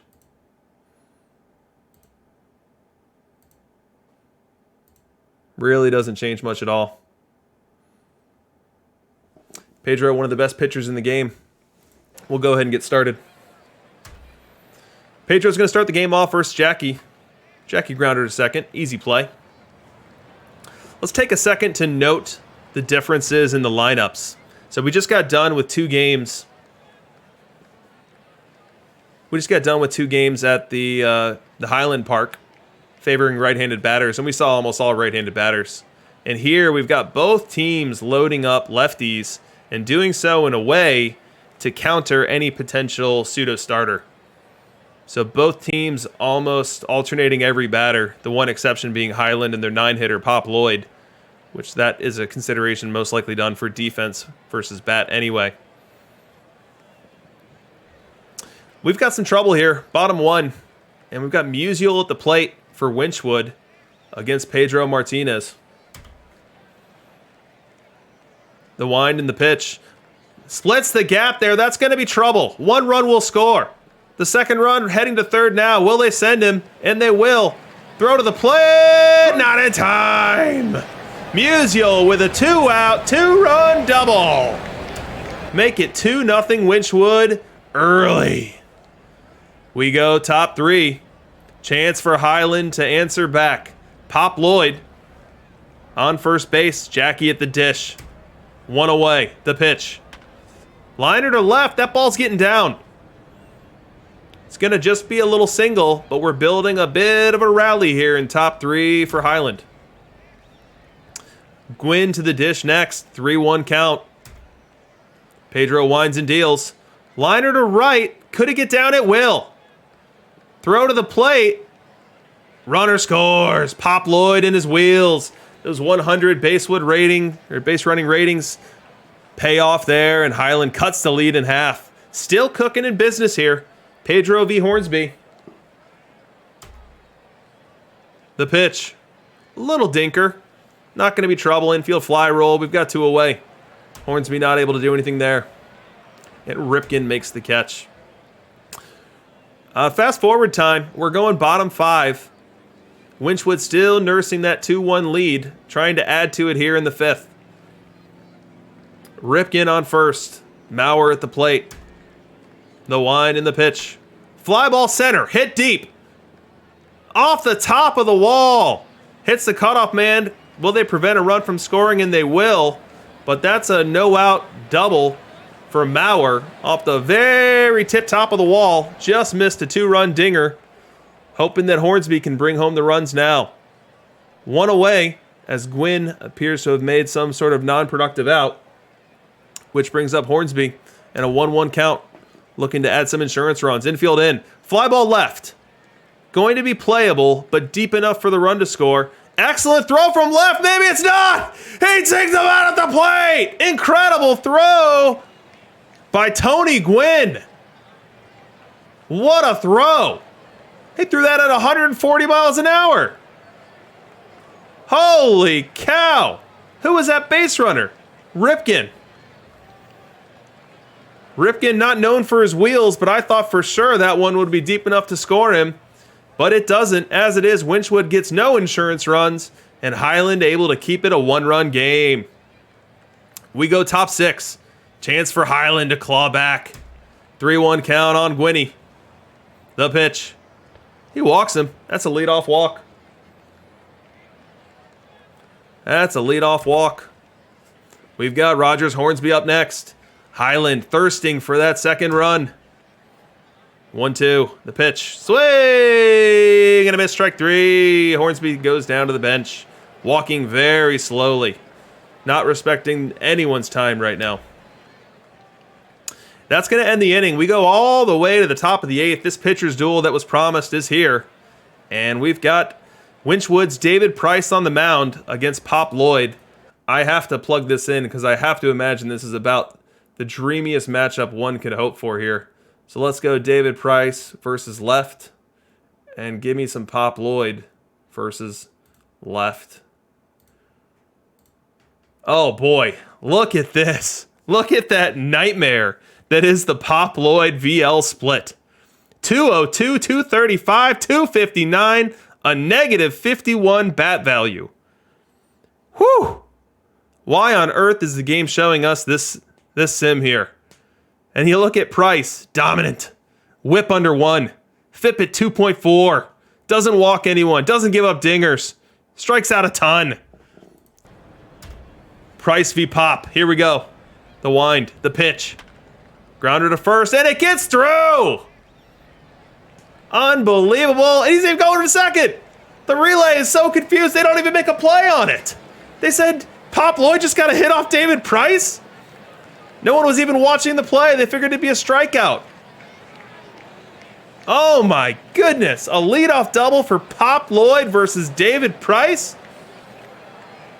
I'd be mad that my AI didn't get Pop Lloyd out of there for that at bat.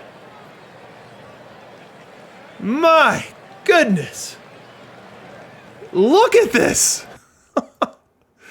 494 OPS versus probably the most dominant versus left-hand pitching reliever, or versus left-hand batting reliever in the game. Double for Pop Lloyd. Unbelievable. We'll see if it matters. Price now faces Jackie. We talked about Jackie earlier. Better versus left, but not someone dominant. Here we go. 0-2. Fly to center. That ball's getting down. I don't know what the center fielder's doing. He's backing up on a blooper. They are going to throw out Jackie at second unless he doesn't make a tag. He is cut down. Okay. Oh, this game has gone batty. This game is crazy. Willie Mays just decided to play a routine fly ball and a hop just so he could show off his arm. And he throws out Jackie at second, but he lets Pop Lloyd score. That ties the game. This game is drunk. Unbelievable. Price v. Gwynn now. Top 8. Let's go ahead and get Gwynn's numbers. We haven't seen Gwynn v. Left yet. So Gwynn v. Left, definitely a far cry from his v. Right. I'm going to toggle for you guys real quick. So there's his v. Right. Lots of green. 15.69 bat value. V. Left, it's still positive. It's hard to find lefties with a positive bat value versus left-hand pitching. Gwynn is one of them, but significantly worse. Price pitch is 1-2 to Gwynn. Liner up the middle, that's a base hit. Price cannot get a lefty out today. What is going on? Gwynn with a 1-out single up the middle. And that brings up Hornsby. As we toggle to David Price's VR ratings, all the green goes away. And some of that pesky red comes in. Some of that pesky red comes in. That 1.58 homers per 9. That is not what you want to see if you're a Winchwood fan. That is not what you want to see if you're a Winchwood fan. Let's get Rogers Hornsby up here, because this might just be a bad matchup. Hornsby VL. Oh my God. Someone call the green police. Look at this. 33 bat value here and a 914 OPS. Woo! Trouble, trouble. Now, Price has been horrible in his good matchups. Maybe he'll be great in his bad matchup. 2-2 count on Hornsby. We'll see. The pitch. Swing! Gonna miss. Strike 3. 2 outs.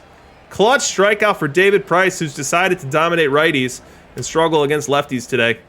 Now, Ricky Henderson did pinch run for Gwynn. And now he's stolen second base. And we've got Ty Cobb at the plate. 1-2 count. The pitch, grounder to second, playable, got it, throw to first, inning over. A crazy 8th is in the books, but it didn't end before Highland tied the game back up. We're 2-2. We go bottom 8. Winchwood has to be gasping for air a bit here as they've lost their late lead. Would love to see Rogers Hornsby do something about it here against Pedro. Pedro winds and delivers. Ground ball to third, easy play, throw across, end the inning. And we are going to the 9th tied. We'll start the 9th with Price versus Mays. Mays is someone who was incredible against left-hand pitching for the first couple weeks of his existence, and it has only been getting worse since then. So the numbers I have here are a 3-year sample. So the numbers look really good. If this were a 1-year sample, the numbers would not be anywhere near this good. 0-2 count on Mays. Price winds and delivers. Grounder to third, playable. Picks it, throws it, caught. 1 up, 1 down.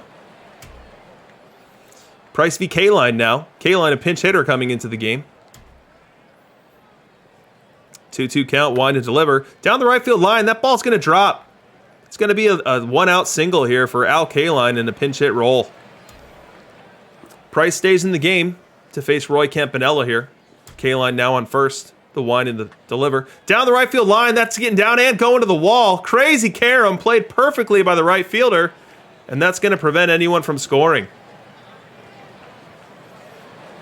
We've got 2 on and 1 out. They're loaded now.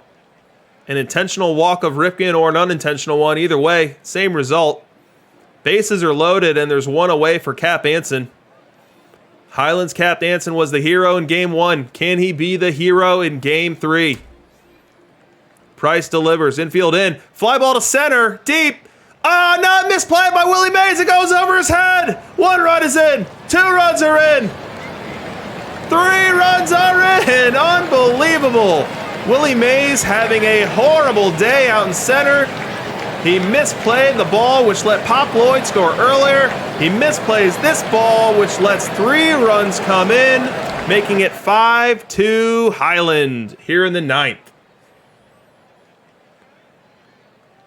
Whew. Willie Mays having a day to remember. Hoffman to Cobb now. Bottom of the 9th. Winchwood needs a miracle here to avoid going down 2-1 and losing home field advantage. Cobb's going to start him off with something to hope for. That's a leadoff single. Takes a turn and holds it first. Willie Mays comes up. Extreme shift for the infield. Hoffman to Mays. Strike 3, called, 1 away. It's not a double play. For those that watch a lot of highlights, that could have gone a lot worse, trust me. Hoffman now faces Musial. Let's get a Trevor Hoffman graphic up. Hoffman VL, not horrible. One of the better pitchers in the game. 2-1 count on Musial. Crushes it down the left field line. That's going to be extra bases. And now 2 on and 1 out. And all of a sudden, don't look now, but we've got the tying run at the plate in the form of Jackie Robinson. Now Hoffman, as we look at his splits, VR is better. His versus right-hand batter splits is definitely better. And that's what he's leaning on here to hold on to this one. Outs are more important than run prevention here. He'll take an out if it means he can... He'll give up a run if it means he can get an out. 0-2 count on Jackie. Grounder to third. Fielded. Long throw. Makes the play. Runners hold. And that's a crucial second out. Tris Speaker now in the game. Speaker's got the ice cold emoji as you look over here. You don't love to see that in a clutch at bat, but there's only one way to fix it. There's only one way to ditch that emoji, Tris, and that's to come through in this moment here. Tris Speaker had a bounce back season in the Perfect League, was one of the absolute best hitters this season. You see his bat value versus right-hand pitching. 16, 822 OPS. 1-2 count here, game on the line. Little dinker, playable by the third baseman, and that's gonna do it. Highland Deer are up 2-1. A pitcher's duel that they break open late on the backs of some unlikely hits in bad matchups and some crazy defense by Winchwood. Woo! What a game. No rest for the weary. We're going right into the Game 4 sim.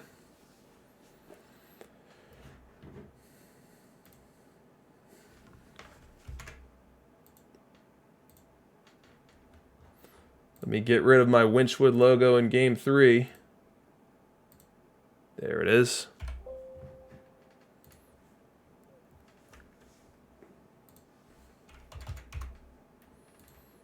All right.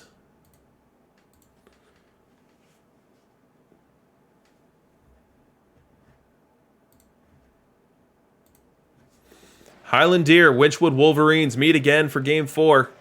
Still at Winchwood Park. And look at that, we've got Warren Spahn on the mound. We've got Warren Spahn for the Winchwood Wolverines. And the lineup that Highland is throwing to counter includes 8 right-handed batters. That is their stock lineup. As we look at the Winchwood lineup, it's that same alternating set that we saw last game. Let's go ahead and throw up some Warren Spahn numbers. Here's Spahn. I'll go ahead and throw up as a starter. So as a starter, he's right at the Perfect League average FIP. A little bit under the whip.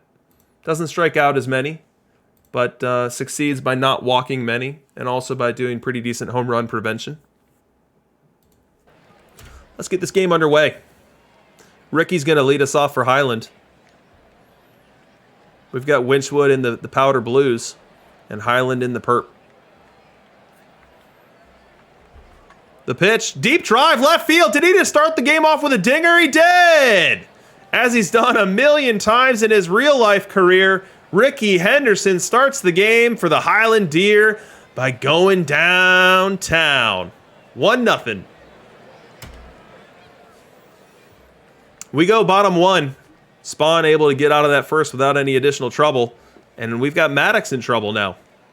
Maddox in trouble facing a fire Stan Musial. Those fire emojis have proven to mean a lot. Ask Fair Play about his fire Jackie last week. Let's see if Fire Stan can come through in a clutch here for Winchwood. Maddox to Stan. Liner, right field, that's a base hit.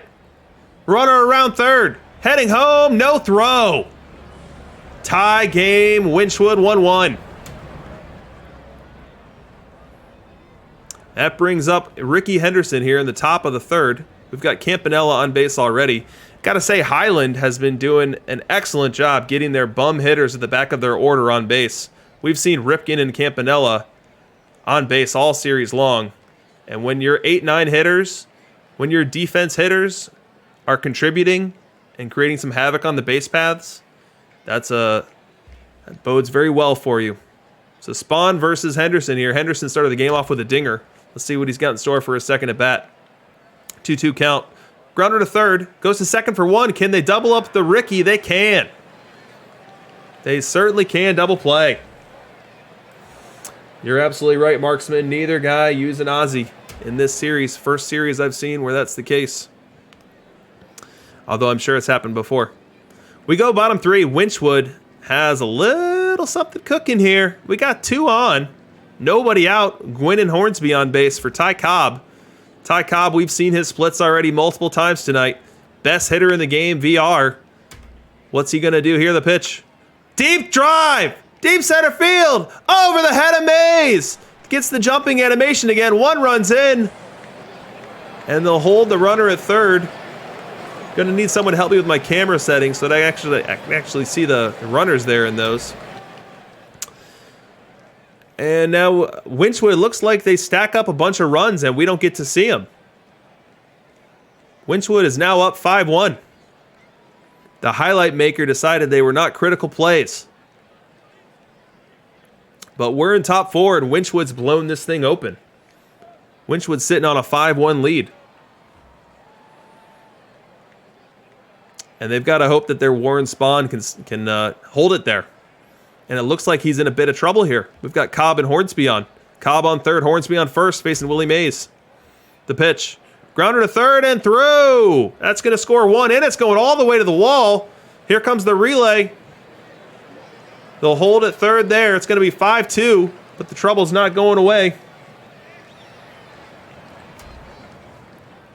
And that brings up Cap Anson. Cap Anson's had a bit of a series here for Highland. 1-2 count now from Spawn. Crushes it right center field. That's going to plate 2 more. Anson's at least got a double. And he's starting to eye that series MVP. The 5-1 lead quickly has evaporated and is a 5-4. And could be totally evaporated if Ripken or Campanella can come through here in the 4th. 1 away. Fly ball right field. Hit well. Hit deep. That ball's gone! Cal Ripken off Warren Spawn. Ripken heard me trashing him before the series. Ripken heard me trashing him. And he goes ahead and gives Highland the lead. And the nightmare in the 5th is far from over. We've had a pitching change. We've got Red Ruffing in the game now, but we've also got trouble at third base in the form of Ty Cobb. Ruffing versus Hornsby, full count. Deep fly, left field, way back. That's a homer. 8-5 Highland Deer. The Winchwood faithful are crushed. They are booing at home. Booing their home-favored Winchwood Wolverines as they've blown a 5-1 lead with this 8-run 5th inning. Time for them to try to answer. Bottom 7. Winchwood's got Mays at the plate. And he's got Ty Cobb at third against Bruce Suter. The pitch, fly to center. Playable. Will they try to score the run? Caught. Throw to the plate. Not in time. 3-run lead becomes a 2-run lead. Suter now faces Musial here. Winchwood still needed base runners. Needing base runners and runs. A dinger here wouldn't hurt. There's the pitch. And that might be what he gets. Deep right field. That's an upper decker. Make it 8-7. 386 happy feet for the home crowd. And this game is crazy. We're down to a 1-run game again. Still bottom 7. The very next batter, Jackie Robinson, going back to Musial. We warned you guys about what could happen with a fire hitter. We've seen fire hitters be very impactful. Fair play as fired Jackie was winning games last week. And now we're seeing Fire Musial try to hero ball Winchwood back into this series. 1-2 count on Jackie here in the 7th. Swing and a miss, strike 3. Done in the 7th, but they pick up 2 runs, 2 critical runs to make this a game again. They just need to hold them there. Winchwood just has not been able to stop the bleeding. They've been able to get leads. They've been able to stay in games. But eventually Highland continues to break through. And this looks like another troublesome spot here. You got Ty Cobb at the plate versus Feller. We've seen this already once tonight, but I feel compelled to show it again. Feller just cannot face Ty Cobb. You never want Feller to face Ty Cobb. Look at this walk per 9. Look at this whip. And then Cobb doesn't get much more green than this. Trouble brewing. Let's see what Bob Feller has in store. 0-1 count on Cobb, 2 on, no out. Runner going for third. It's Ricky Henderson, and he's in there safely. 1-1 now to Cobb. The pitch. Liner up the middle. That's a base hit. An insurance run for Highland Park, or for Highland Deer, as it goes to 9-7. Marksman will check the training on that Hornsby after the game. So 9-7 now, bottom 8. Winchwood really needs to even the score here to avoid having to do it in the 9th. And they've got Ripken up against Jose Fernandez. An excellent matchup for Jose Fernandez here. Full count. That's ball 4. Ripken working a tough walk against Jose Fernandez. Brings up Mauer. 1-2 count, the pitch. Deep fly ball. Right field. Way back. It might be. It could be. It is. Joe Mauer ties the game late. This World Series is bananas. No one can put a game away. 9-9 here in the bottom of the 8th. Woo! Hornsby time versus Fernandez. Strike 3 called, so we go to the 9th tied. Someone can fact check me on this, but I feel like every game's been going to the 9th tied. Unbelievable. Clutch Mauer. Clutch Mauer indeed. 9th inning. Suter up versus Musial. Suter's not someone you want facing lefties, but he's not a total slouch that way either. 1-2 count, starting the inning. Suter winds, deals. Grounder, played by the pitcher. Will he throw it in time? And he will. 1 up, 1 down. Getting the leadoff batter out is a must, and he did it. We've got 2 outs now in Suter versus Henderson. You'd love to keep him off the base paths. Don't walk him here. Make him hit his way on. Swings at a bad pitch, swings at ball 4, and that's going to end the inning, giving Winchwood the highly coveted position of needing 1 run to win the game. And he's got a great guy at the plate to start him off here. Ty Cobb can win it with a swing. He can win it with his speed. He can win it a lot of different ways. Let's see if he gets on base here to start the 9th. Now facing Trevor Hoffman, best reliever in the game. Fly ball left field, playable. Shouldn't be trouble. Caught by the left fielder, Ricky Henderson. We got 1 away. And now we've got 2 outs for Musial. I've been setting this up all night long. I've been waiting for this moment all night long. We've got Fire Stan Musial. Raging Fire Stan Musial versus Trevor Hoffman. What does the matchup say? What does the matchup say? So Musial says he's an okay hitter. He's got a positive bat value. And Hoffman's not terrible versus left. But this is no standard Stan Musial. I do not have the stats for Fire Stan Musial. The only Fire Stan Musial that exists is on your screen right now. And we'll see what he has in mind for this 1-0 pitch with 2 out in the bottom of the 9th. The pitch. Wow, a lot of buildup for a P4. We're going to extras. Why not? Why wouldn't we go to extras? We're going to start the 10th with Suter versus K-Line. Advantage Winchwood on the matchup here. 2-2 count, wind and pitch. Grounder to short, fielded. Cross the diamond. 1 up, 1 down. Suter now for Hornsby. 2 out in the inning. It's got him down on the count 1-2. Suter has been a good in relief this game. Little blooper to left. That could be trouble, and it does get down. A 2-out single for Hornsby. That brings up Willie Mays. Another good matchup here for Suter. Winchwood should like his chances to get out of this trouble. 0-2 count on Mays. The pitch. Swing! Gonna miss strike 3. We go bottom 10. We start with Jackie Robinson. Great wheels if he can find a way on base. Hoffman down on the count 2-1. The pitch. Liner to right. Diving catch. Holy cow. Al K-Line. K-Line saves a base runner there. Now, K-Line is only in the game because Warren Spahn started. He is a short side platoon right fielder. Clutch catch there. Now 2 outs in the inning for Ted Williams. Extreme shift displayed here by Highland. The 2-2 pitch. Fly ball center. Deep but playable. Mays back, makes the catch, and that's going to end the 10th. That's going to end the 10th. We go 11.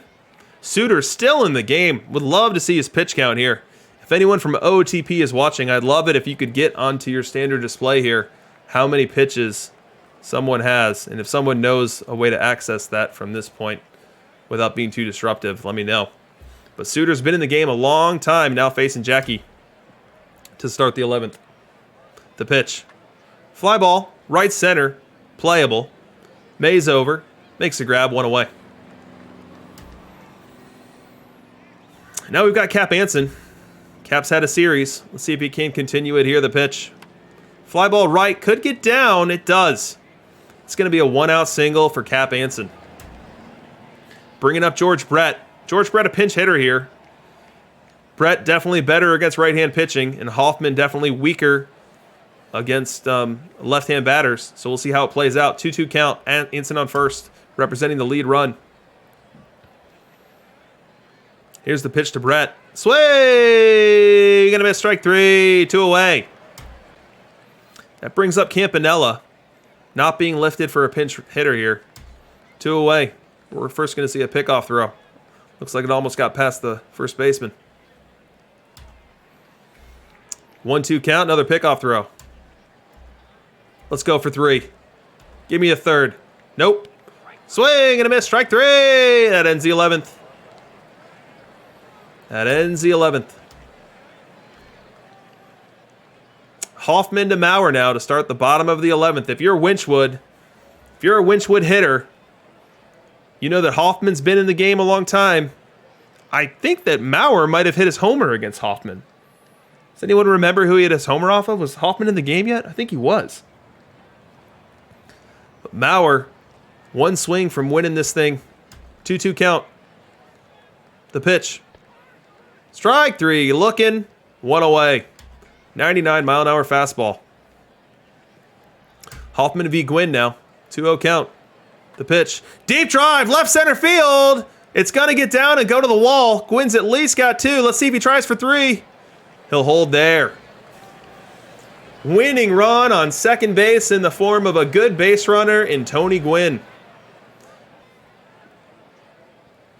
That brings up Rogers Hornsby versus Hoffman. Game in the balance here. Let's pull up our Rogers graphic to see how he does versus right-hand pitching. So you see Hoffman a lot better versus right-handed batters, and Hornsby good. Good versus right-hand pitching, about as good as a right-handed batter can be, but advantage still Hoffman in this matchup here. 3-1 count. Hoffman the pitch. Grounder to second, played, throw, catch, 2 outs. Runner does advance. Winning run on third. Pass ball, wild pitch, little looper single, infield single. There's a million ways to win it from third that you can't win it from second. Let's see if Cobb can find one of them here. Hoffman to Cobb. 0-2 count, bottom 11. Game on the line. The pitch. Swing and a miss. Strike 3, inning over. We go 12. This World Series has no shortage of extra innings, and we're going to play at least one more. Hoffman is now in for Winchwood here, and he's going to start the 12th by facing Ricky Henderson. Good matchup for Winchwood. Pitch, grounder to first. He'll pick it, take it to first unassisted, 1 away. That's a dream come true there. You do not want Ricky Henderson starting an inning on base. Getting that out is clutch. And now you face Ty Cobb with 2 away and nobody on. Hoffman winds and delivers. Fly ball, right field. Oh, we've got a diving catch out and right. Who is it? That's Tony Gwynn. Tony Gwynn keeps Cobb off the bases. Cobb is another base-stealing threat. If he gets a single there, odds are he's standing on second base, and you got to face Hornsby with the game on the line, but Tony Gwynn says nada. Tony Gwynn makes a diving catch. So we go bottom 12, and we've still got Hoffman on the mound. I feel like Hoffman's been pitching this entire game. And he's going to start this one with Willie Mays. 1-1 count.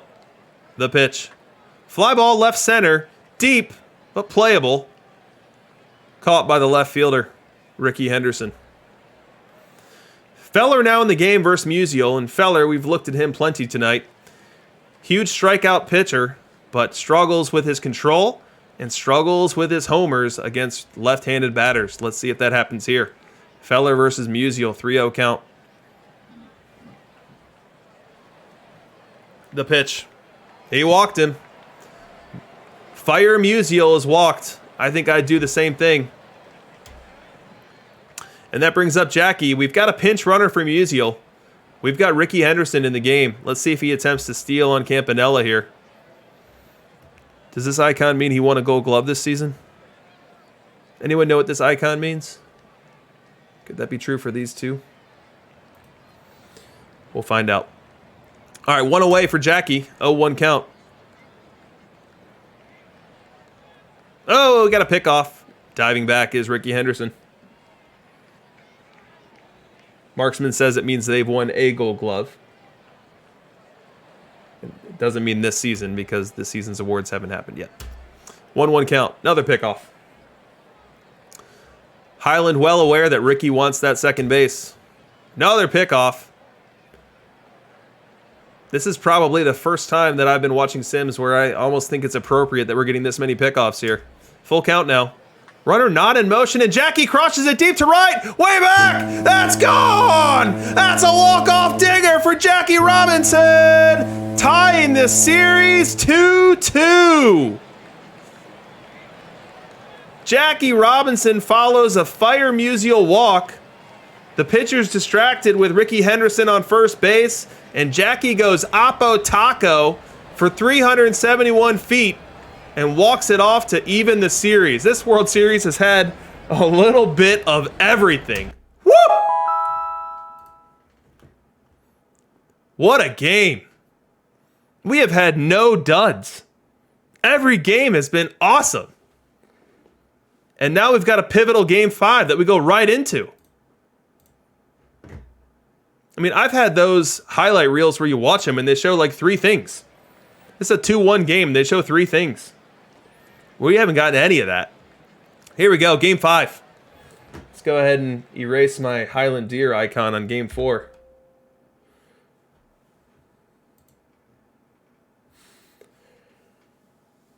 Oh boy. Game 5, we're still in Winchwood World. And it looks like we've got Walter Johnson going for Winchwood.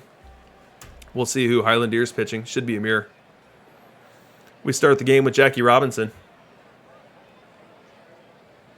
It looks like Fire Musial has lost his fire. If you look on the right side of the screen, he no longer has the fire emoji as Jackie Robinson strikes out to start the game. Campanella up top of the third. A tired Campanella. Deep fly ball! Left center! That's going all the way to the wall! Campanella's not fleet of foot, so he'll be held to second, but that's a leadoff double for a tough matchup there. Campanella, a tired Campanella, is not going to get many extra base hits versus Walter Johnson. So let's move Campanella over to third. Had to be a pass ball or a wild pitch. He's not stealing any bases. We've got George Brett at the dish. George Brett versus Walter Johnson here. Full count. Top 3. The pitch. Fly ball right center. It's going to score the run likely. Comes up throwing. Not in time to the plate though. Highland takes the early 1-0 lead. We're still with Highland. We're in the 4th now. Jump from the 3rd to the 4th. And we've got Willie Mays at the plate facing Walter Johnson. We've yet to see a Winchwood offensive highlight yet. The pitch to Mays. Deep fly ball left field. He got a ton of that one. Forget about it. Oh, look at where that one landed. Oh my goodness. 419 Highland feet. Making it 3-0 Deer.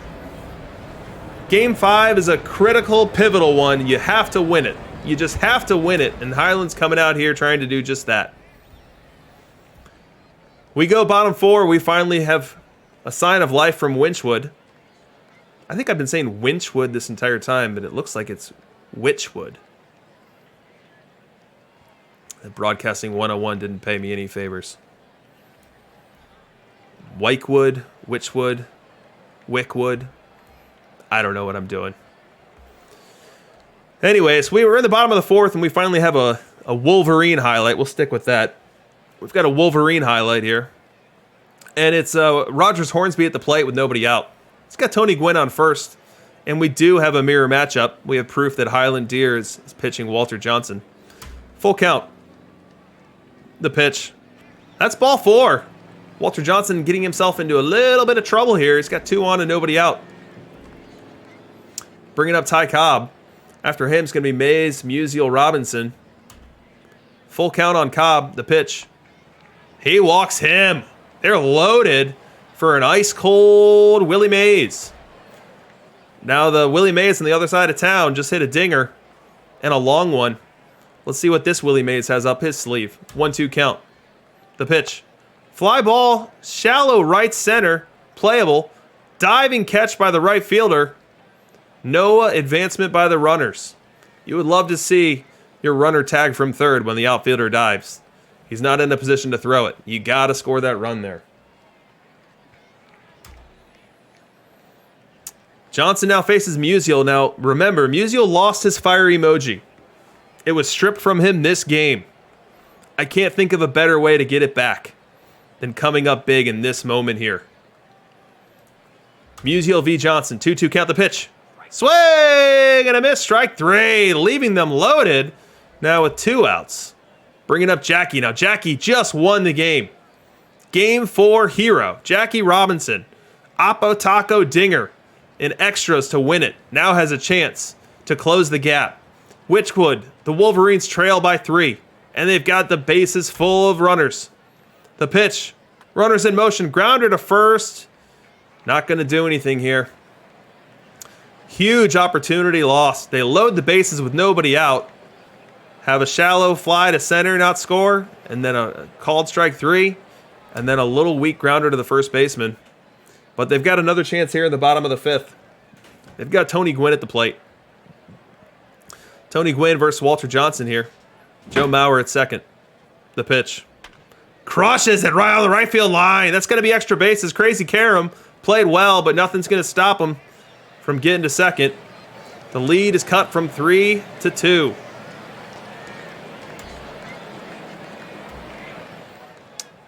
We're still in the bottom of the 5th. Gwynn on second. Hornsby at the plate. 2-1 count. Johnson to Hornsby the pitch. Liner, short right center. That ball's down. Will the run score?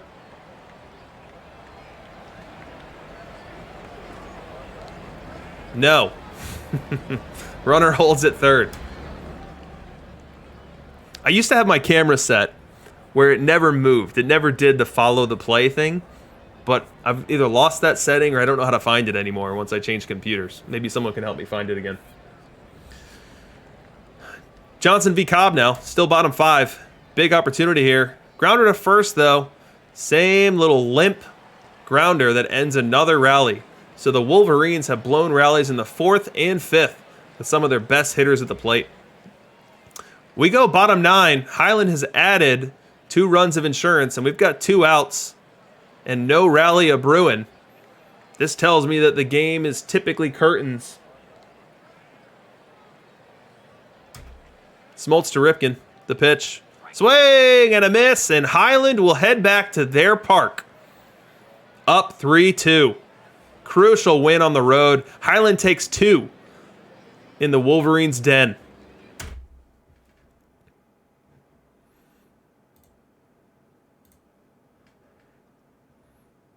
We've caught up. We've somehow caught up. What a series. So Highland goes back home leading 3-2 on the cusp of their first Perfect League championship. We'll go ahead and delete our Witchwood logo from Game 5. Actually, we'll just move it to Game 6.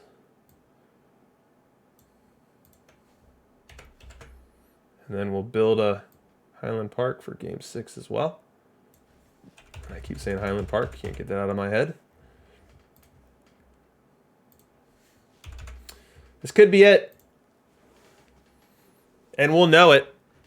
We'll know it quickly if it's a long sim. That is another suggestion I'd make to the Out of the Park folks. I'm sure the long sim is doing all sorts of things. You know, it's closing the season. I'm sure it's calculating things and running all sorts of things in the background that are critically important. But if there was any way to have that happen the sim after, 15 minutes after the World Series deciding game, or just do it after Game 7 every time. If there's any way to do that change, it would make the pinnacle of drama that much better. Because we know if we get the long sim here, we know who's won. And it's just a matter of finding out how they won.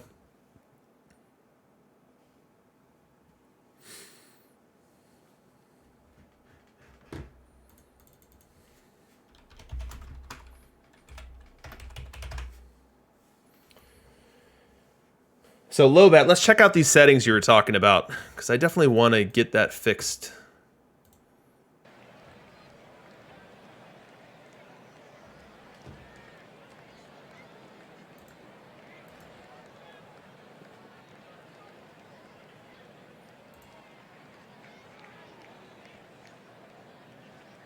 Maybe we go ahead and hide widgets during game action. That could help. But I swear I used to have a setting where when the ball was put in play, the camera never panned. The camera never zoomed in, and you could just sit back and watch what was happening. And I want to get back to that. I just haven't been able to figure out how. Go to watch reply. Oh, watch replay.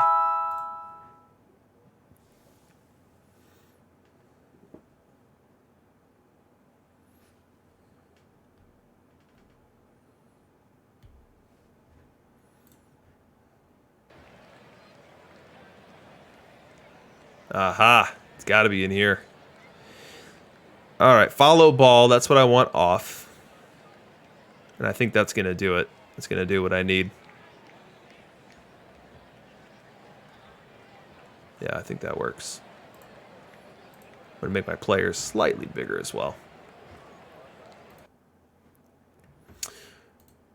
All right, chat. What do you guys think? Who's winning Game 6? We've got a Seaver v. Seaver game. Seaver v. Seaver in the Highland Stadium, which favors right-handed batters. I don't know how you even break down who's favored. I think you have to look at the lineups.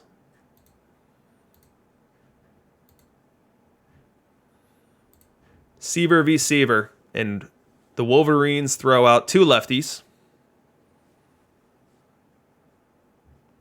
You know, if it were me, I'd be throwing way more lefties than that. And again, Wickwood might. But you know, I totally get that the stadium favors one side, but let's not lose sight of what these hitters do.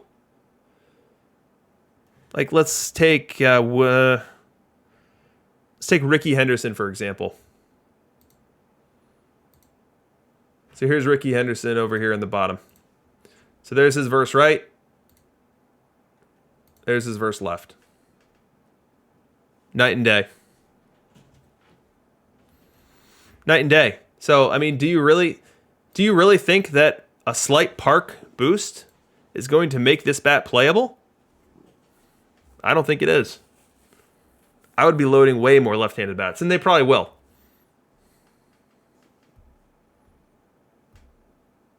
What's going on, Simple? Thanks for joining. And Cavicom, I think you've got a great point. There's certainly an inherent home field advantage built into the engine that we see play out on a season basis.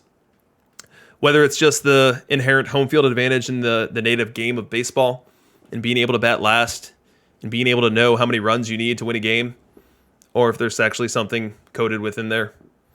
Home teams win more often. So if it's Seaver v. Seaver, bet on the home team.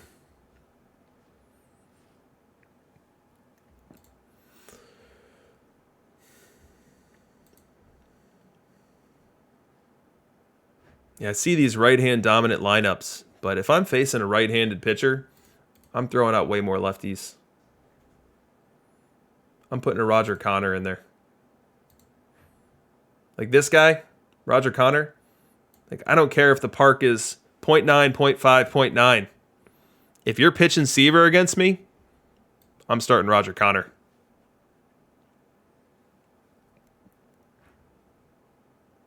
I'm starting Tris Speaker too.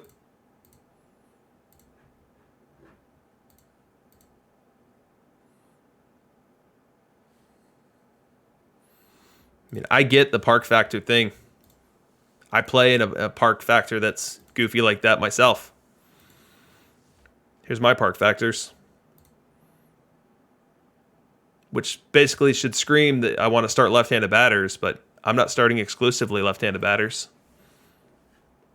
Basically, the decision point for me when I'm facing lefties in my park is, do I want to have 2 or 3 out there?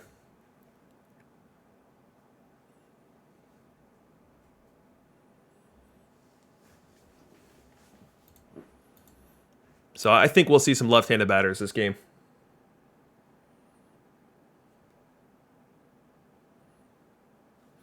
I'd put Mauer out there. I mean, the nerf, or the boost, I should say, to righties isn't so strong in this park to make you start doing crazy things.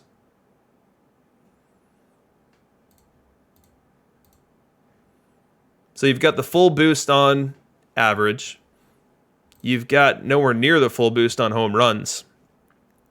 And then extra base hits are neutral, or not neutral, but they're uniform for both sides. So even though the park does favor right-handed batters, I'd be throwing a lot of lefties if I'm facing a Seaver. I'd be throwing a lot of lefties.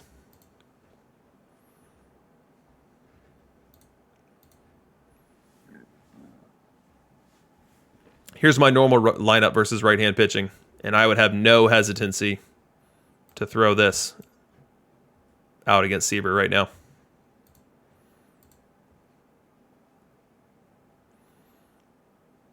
Park be damned. Oh, simple. I could never hate you. Don't be crazy.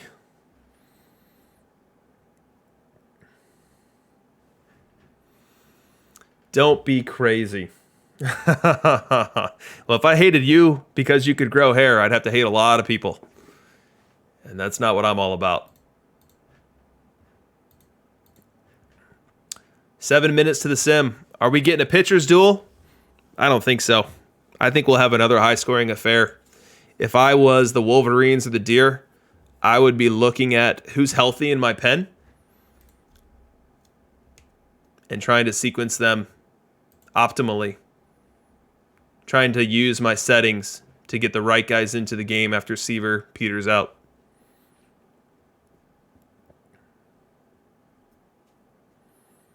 Chuck, we haven't seen a pseudo yet this series. I can't say that I follow either team close enough. I haven't shared a division with either team to know whether that's part of their normal toolbox. You know, we looked at stats earlier, and we see that pseudoing is not something that's happened for Wickwood this year. You know, only 4 starts deviating from their normal rotation. And then as we jump over to Highland, we do see a little bit more activity. We see a couple of Fellers. We see 8 Smoltzes. This could just be a player acquisition, because if you see 8 games and 8 starts, that tells me that he was likely picked up later in the season. Let's take a look at the game log. Yeah, you see Smoltz doesn't show up until August, so that's just a player acquisition that bumped Spawn to the pen.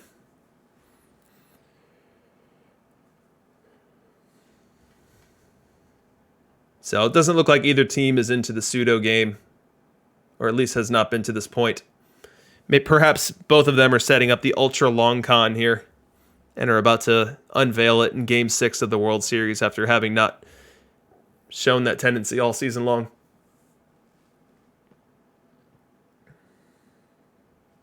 Yeah, Port Dog, pseudoing is out of the park lexicon for running the opener mechanic in a way the game doesn't catch. So, for example, if I set Pedro, this is actually going to test me here. I don't know if I know how to do the opener like a real way.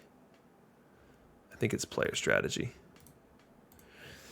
All right, so if I clicked Pedro as using as opener, and then I clicked Plank as use as follower here, right? So I've got Pedro. He's going to start this game, and it's going to very quickly go to Plank as you see him with the follower designation here. The game is going to read that. And so as a team, as a strategy, you can decide what you want to base your lineup on. Do you want to base your lineup on an opener, or do you want to base it on the follower? And if you're using the mechanic within the game that I just showed you, that's going to reign supreme. And most people have this checked.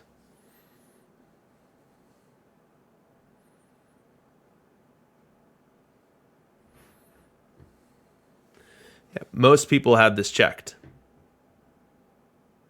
So what that means is, let's say you're trying to get someone in a situation where you have a split dominant right-hand pitcher against a lineup of all right-hand batters. If you're using the opener mechanic in the game like this, it's not going to work.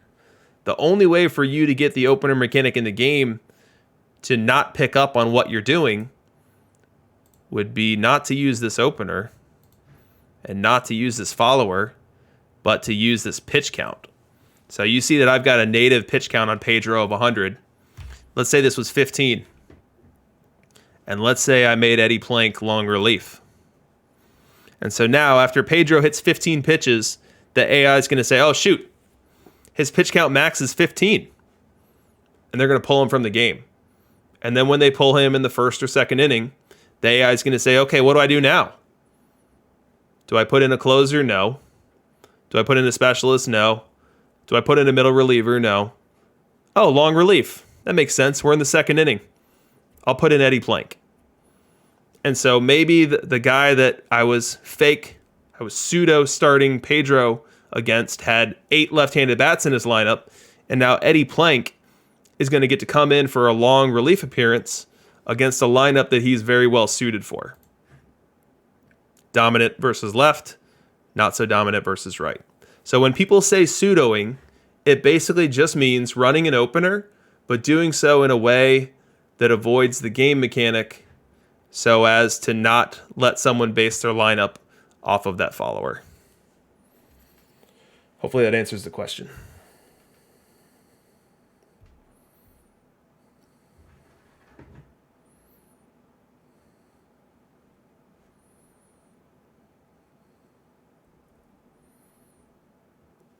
Yep, BJM has a good point. You can also limit, instead of limiting by pitch count, you can limit by batter count.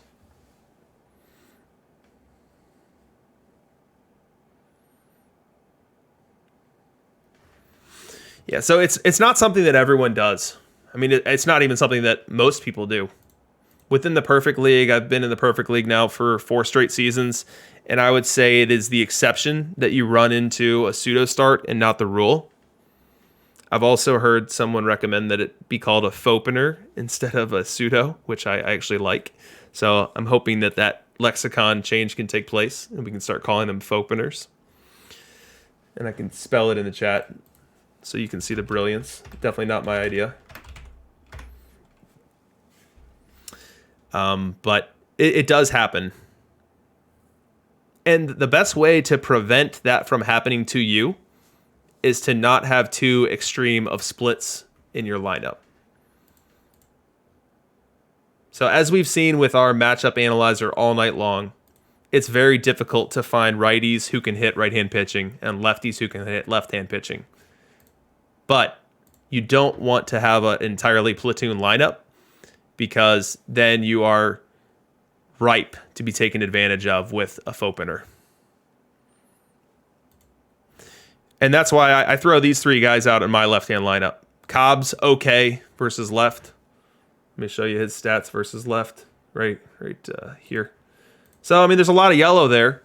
The bat value is underwater. So Cobb is a below average hitter versus left-hand pitching. But he's there to prevent a fopener. And he's there in case a right-handed relief pitcher comes in the game later. So you're not setting your lineup just for the starting pitcher. You're setting it for the game. And if instead of Cobb was here, you had another right-handed bat here, I mean, how easy will it be for some reliever with crazy splits like Bob Feller to come in and just mow down this entire lineup? So don't just set your lineup for the starter. Be thinking about those high leverage at-bats later on in the game.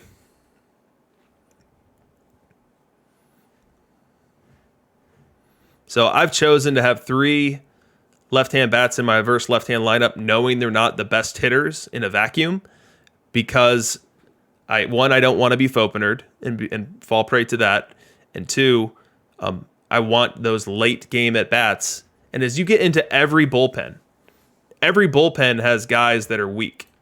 Like, look at this Raleigh Fingers, one of the best relievers in the game versus right, versus left. He's a huge risk for tons of contact because of low movement, and a huge risk for tons of extra base hits because of low movement. I think I said movement twice, but low stuff allows the contact. So enough of that soapbox. We should get a sim in a second. And thanks to everyone who's subscribed and gifted subscriptions. I know I've fallen behind on recognizing you guys, but I certainly appreciate it. It certainly helps the stream, helps grow the stream. So thanks a ton to everyone who's felt so compelled to do that and has been enjoying the broadcast to this point. Sim is in.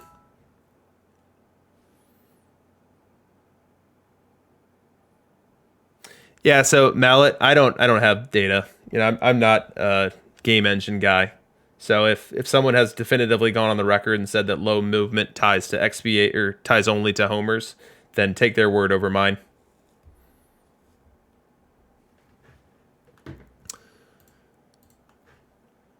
All right, here we go. This was not a long sim. This was not a long sim. So that likely says something. But let's find out. Not jump to any conclusions. Could be that this is the week that they've fixed that challenge. All right, so we've got Seaver. Seaver on the mound for Highland. As we look at the lineups, Wick Wood is only throwing 2 left-handed batters, and he's burying Ty Cobb. Ty Cobb is down at 7, even though he would be an excellent matchup for Seaver. Seaver to Gwynn to start off the game. 1-2 count.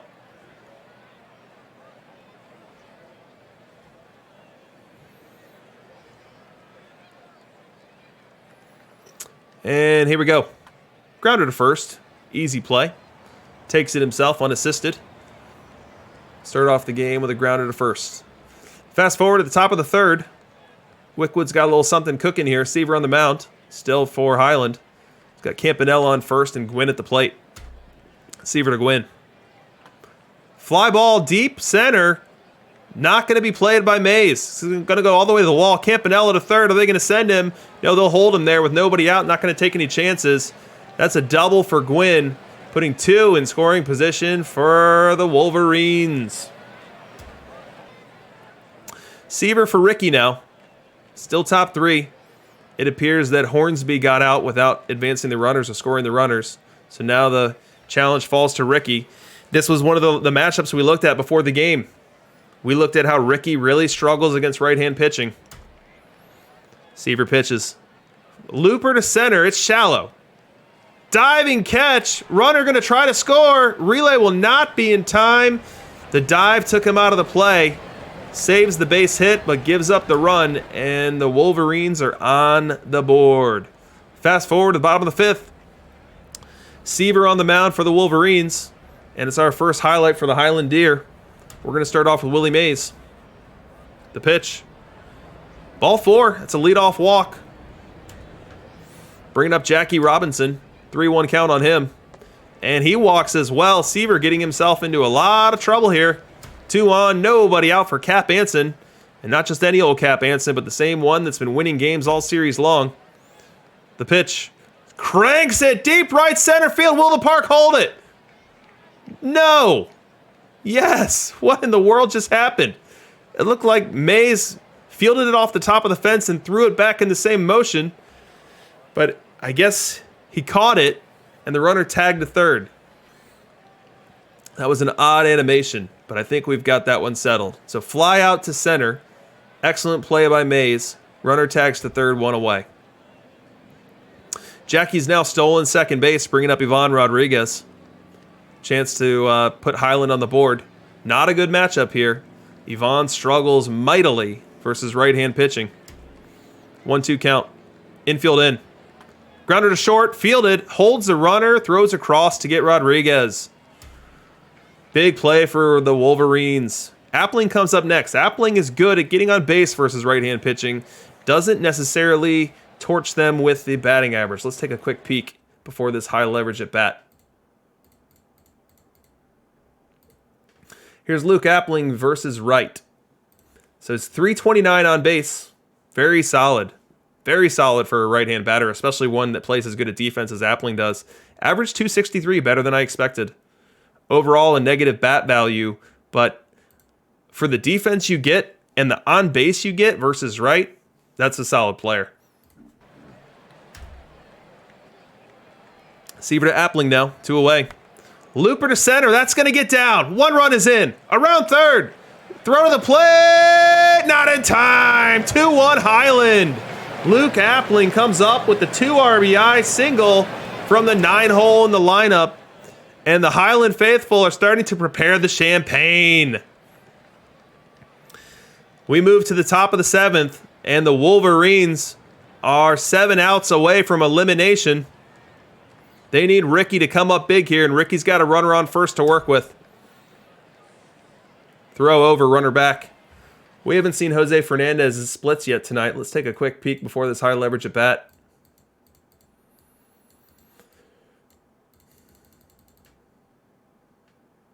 Where are you, Jose? There you are. Jose Fernandez versus Wright. And we've got Ricky versus Wright, which we've seen a lot tonight. So advantage Jose. I mean, his one weakness here is that he gives up a little bit too much long ball, and he walks too many, but strikes out a ton. The FIP is very manageable. The whip's not even bad for all the walking that he does. So Fernandez to Ricky, 2-1 count. Fly ball, deep center. We're not going to see that ball again. Ding dong, the pitch is dead. Kaboom for Ricky Henderson, 448 happy feet for the Wolverines, making it a 3-2 ball game here in the 7th. And we've got boos. Did you guys hear that? We've got boos for the hometown crowd. The Highland Deer are trying to polish off a World Series, and the crowd is booing them with a crushing homer in the 7th. Unbelievable. We go bottom 7 now. Highland trying to answer. Seaver still on the mound for the Wolverines. A lot of confidence being placed within him from the Wolverine manager. Seaver to Anson now, 0-2 count. The wind and the pitch. Looper to center. That ball's down. It's going to be a single. 1-out single for Anson, representing the tying run here in bottom 7. That's going to chase Seaver and bring in Bob Feller. Feller versus Ivan Rodriguez, probably one of the more split dominant matchups you can have here. If Rodriguez makes contact, I think you got a great chance at a double play. 2-1 count.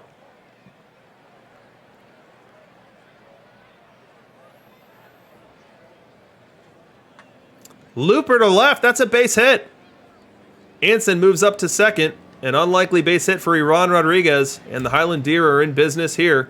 Bringing up Stan Musial, pinch hitter out of the 9 spot. He's got a 3-0 count against Feller, and he walks there. Big time trouble. Highland on their feet for Ricky Henderson. A name we've heard no less than 47,000 times this series. Comes up in another critical at-bat versus Bob Feller.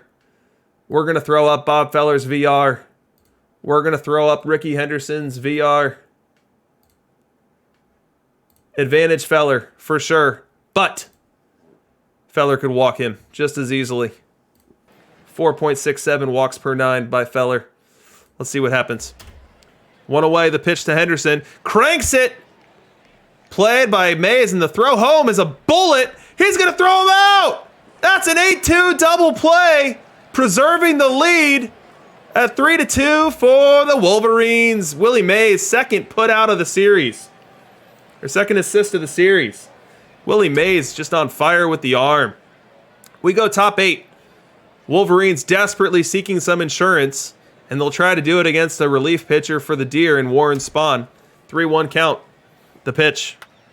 Down the left field line, that's going all the way to the wall. Jackie's got speed, he's got 2 easy. Willie dare try 3 with 1 away.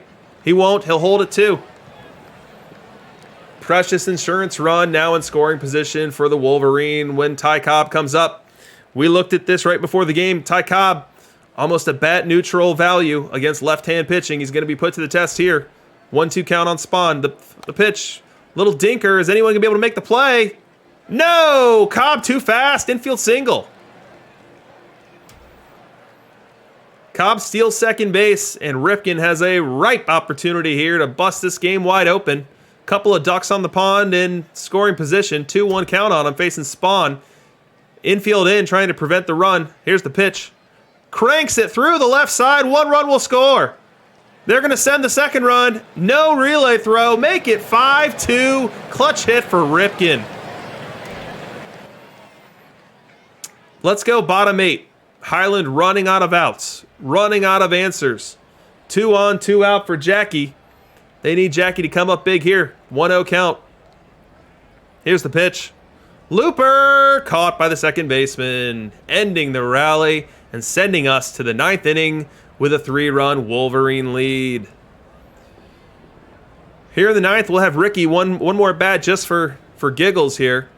2-2 count on him with 1 away in the 9th. Spawn winds and delivers. Crank down the left field line. Ricky's got wheels. Guaranteed for 2. Ricky's had quite a series on both sides of town. And that's a double. Giving the Wolverines another chance. That's some insurance, and they do pick it up. It's 5-2 now. To the bottom of the 9th we go. Hoffman on for the Wolverines. Facing Ricky. The pitch. Little looper, played by the shortstop. Does he have a throw? A cannon over to first base to win the game. What a play by the shortstop. That's ball game. 5-2 Wolverines, meaning we are going to the long sim. We are going to game 7, knowing nothing. The long sim means everything now. And the long sim will start in 2 minutes. Who knows when it will finish? But when it does, we will have the opportunity to watch a Game 7 sim, a Game 7 highlight to determine who will be crowned the official Perfect League champion of the 2048 season. I can't think of a more appropriate way. I mean, look at what the Wolverines had to do in the ALCS. Taking down 3-time champion Warbird in 7. Look what the Deer had to do in their CS. Taking down the Senators in 7. This series, which featured so many mirror matchups from a pitching perspective, was destined to go 7, and I'm glad that it did.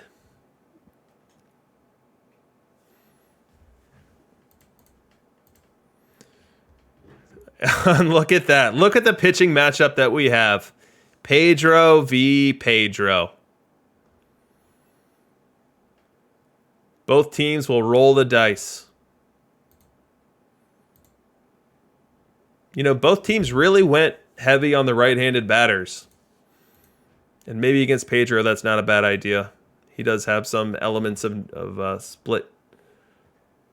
A neutral split from his stuff perspective actually being higher versus left-handed batters. But if it's me, I'm throwing those lefties. I'm throwing those lefties and trusting their splits to help me wreak some more havoc on the base paths, get some more base runners. That's what I do.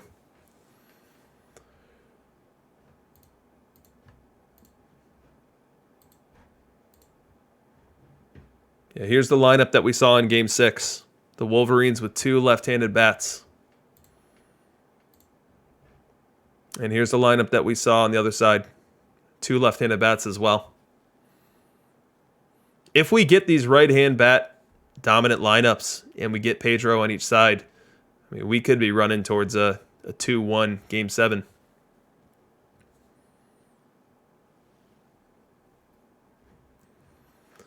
What a series already. Man, thank you guys so much for hanging out with me and enjoying it. This has been a ton of fun. What a wild ride.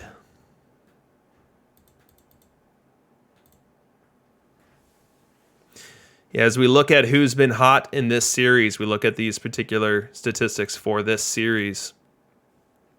You know, we've got Fire Musial for Wolverines as the top bat. No surprise there. 7 of 14, dingered 5 ribbies. Ripken has been surprisingly productive. 6 ribbies for him.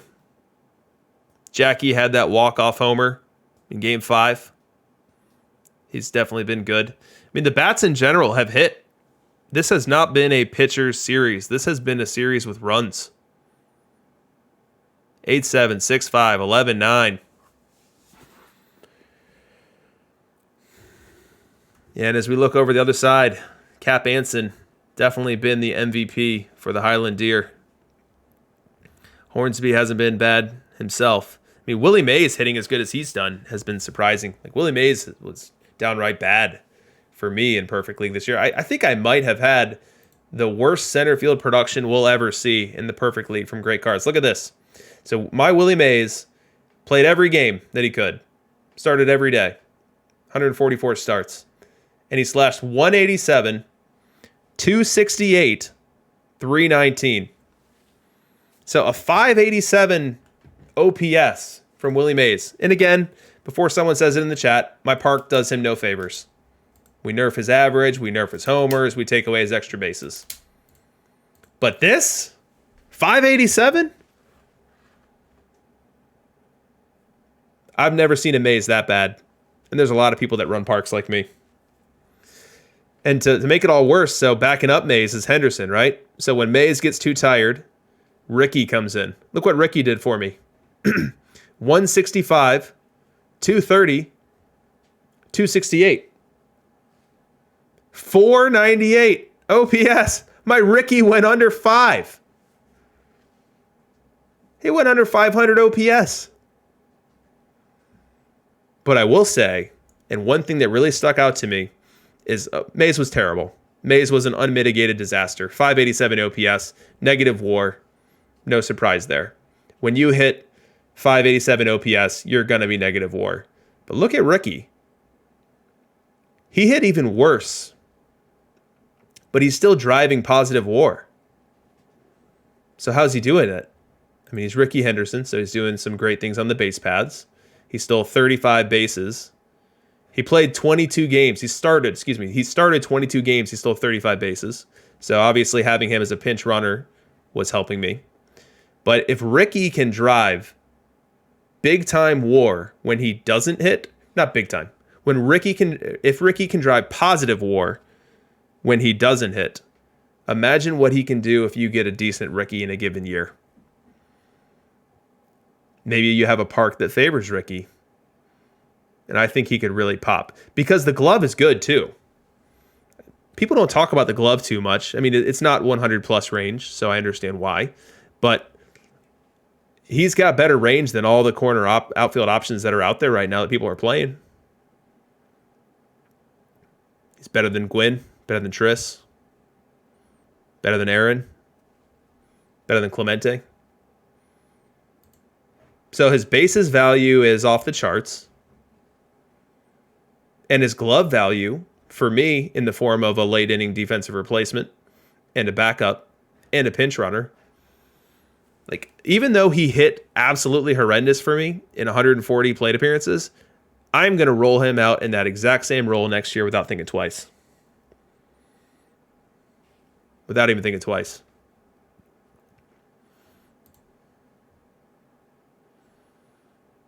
Yeah, I would caution anyone from reading too much into the numbers that I get. My park does some funky things.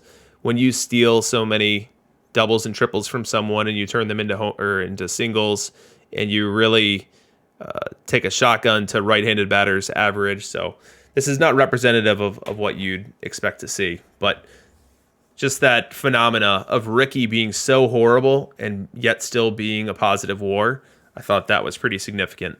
Because not all Rickies will hit this horribly. Yeah, I don't have a problem with weighted runs created plus at all. It's just when you do splits, certain splits, it falls off. So I don't have that on my view.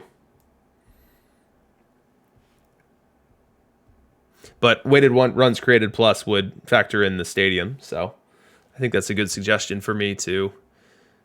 Even though that disappears when you start drilling into the data, to at least have it for a base view like this.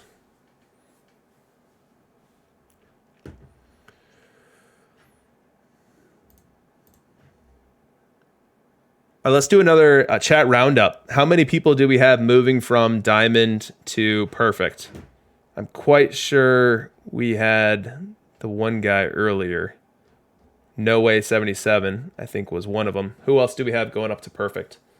Who's going to join us next week?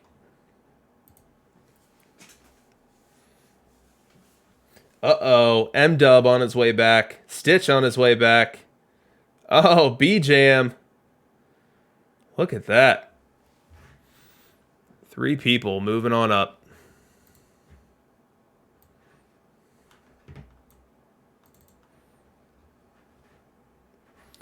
Well, we certainly look forward to seeing you there. Let me pull open some data that I want to show you guys real quick.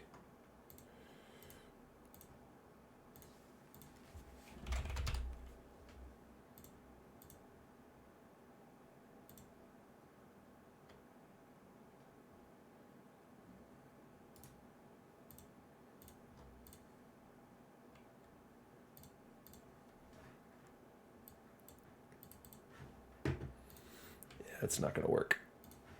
We'll just have to get back to it.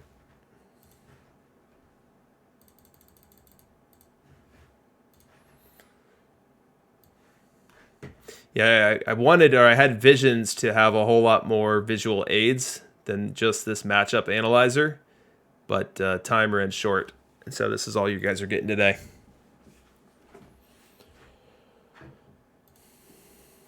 Oh, Roscoe's Alt's coming back, or coming up probably for the first time. That's very exciting. So Lobad asked the question of if Out of the Park's going to add a second Perfect League. I haven't heard one thing or anything one way or the other, but I feel like if it were to be happening, we might have heard something or seen something to indicate that to this point, and I haven't. So I don't think it's going to happen. I know there have been some ideas tossed around on the Discord about ways to do a better job of making sure that the best teams are in Perfect League. But I don't know that any of those are being actively moved on right now by Out of the Park developments.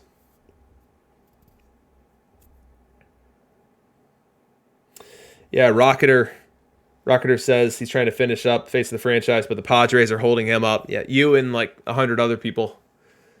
You know, that first face of the franchise drop, the Mets, Padres, Royals, those are the ones that everyone gets around to last. I know when I was doing my Padres, it was tough. I mean, you're living in the auction house. You were refreshing multiple times a day, hoping to find one at or near or around L7. But once you do get Gwyn unlocked, it felt pretty similar to me to when I got Jackie unlocked. It was that same type of excitement. Now, Jackie was a much longer collection, but the supply was there. So when you need a diamond, you go to the auction house, it's there more or less around L7. Whereas the Gwyn collection was just like waiting for an oasis to appear. You refresh the auction house 37 times, and one time your Joe Thatcher shows up without being a ridiculous price.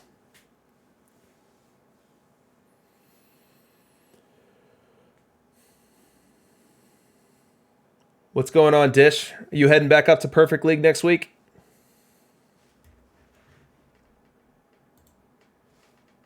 Not this time. What's your team name? I know you're Vegas, right? What's your mascot? You're the Las Vegas what? Maybe I've got you mixed up. Gamblers, there you go.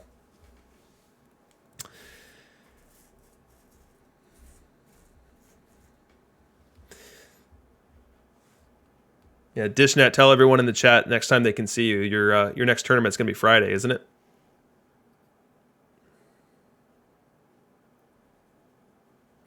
Hey, what's going on, Sparrow? We do have a champion, but the champion is just in the Out of the Park engine. So we are on a long sim right now. It is a Game 7 long sim, so we know nothing. But once the sim is done, we will click Download Sim, and then we will watch the highlights of Game 7 of the 2048 World Series.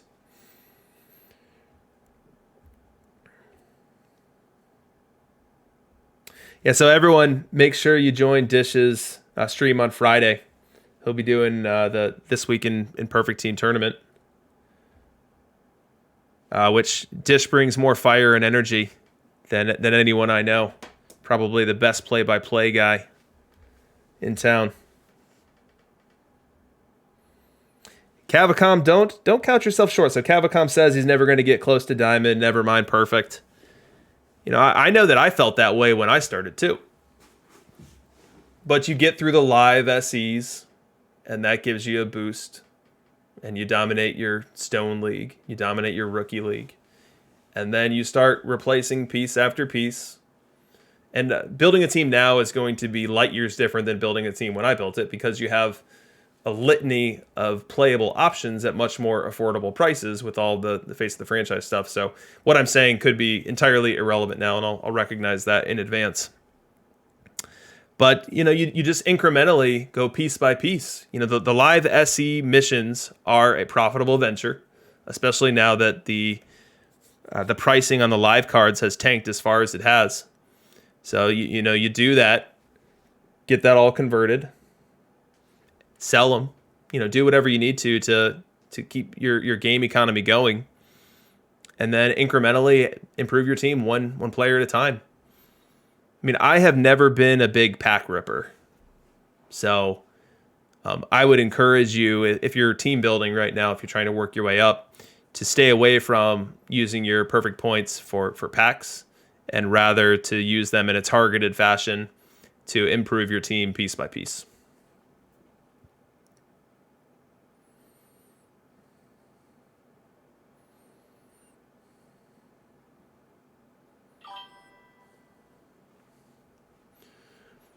Yeah.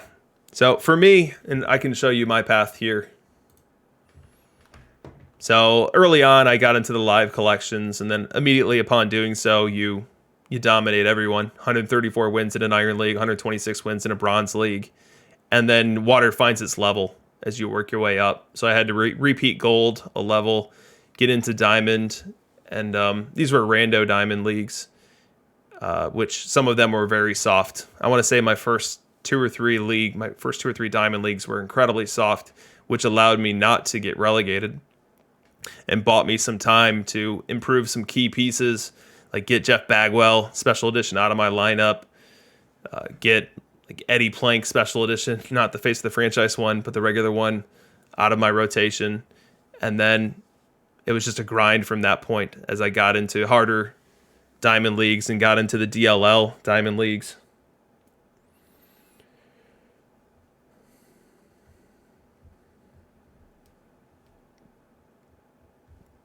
So Jefferson Jim has a good question about the relevance of the shift slider. And I don't know that I am the best person to answer that question.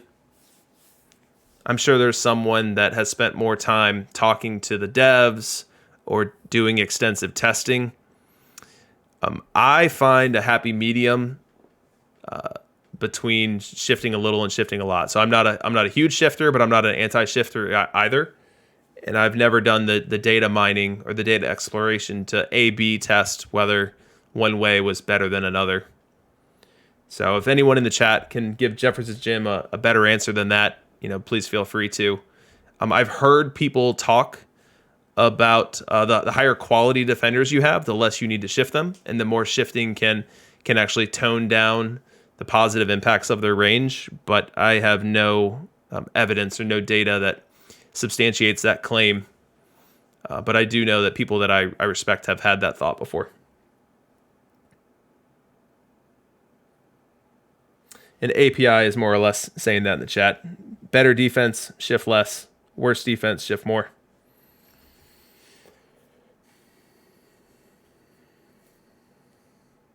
So Jefferson, what level are you at? Are you in a Diamond League right now?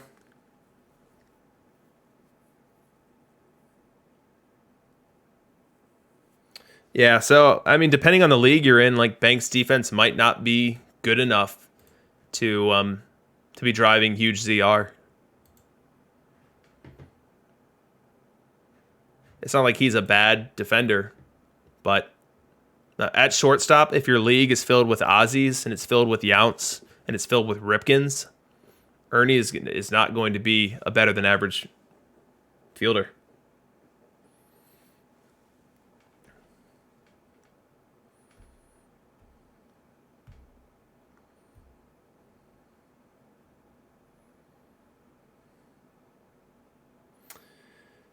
Yeah, Hitman sharing his progress towards face of the franchise. And I agree with you that getting Walter Johnson would be a huge get for you. Walter Johnson's actually been one of my best pitchers year over year. So as you can see here, 2 full seasons now. Last year I had him predominantly in the bullpen, and he was lights out. Low 2 ERA, whip under 1. And then this year I had him splitting time between the rotation and the bullpen, and another excellent year. Whip right around 1 again. And this home run prevention here is probably a bit unsustainable. So I'd expect that number to come up. Let's see how it compares to the global population of Walters.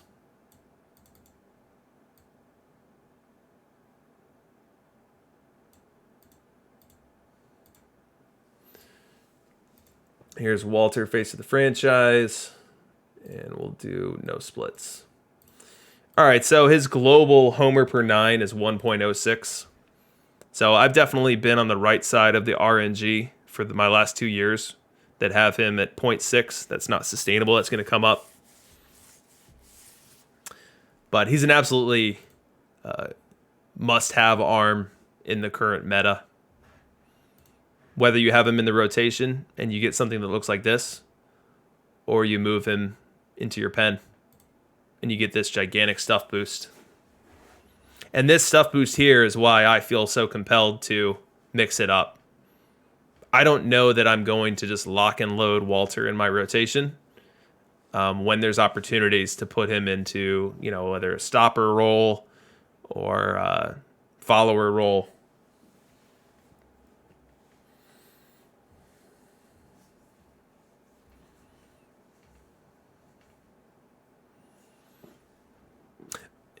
And going back to the defensive conversation, the other thing I'll say is don't base any wild findings off of one season of performance for any of your players.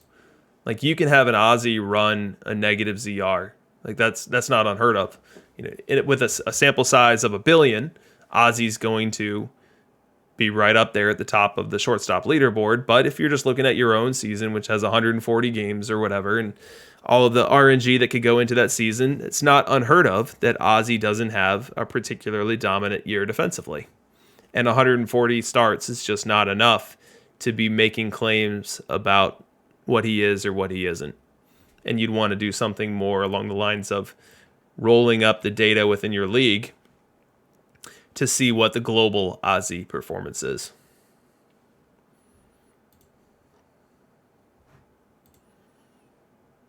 Or global banks, for that matter.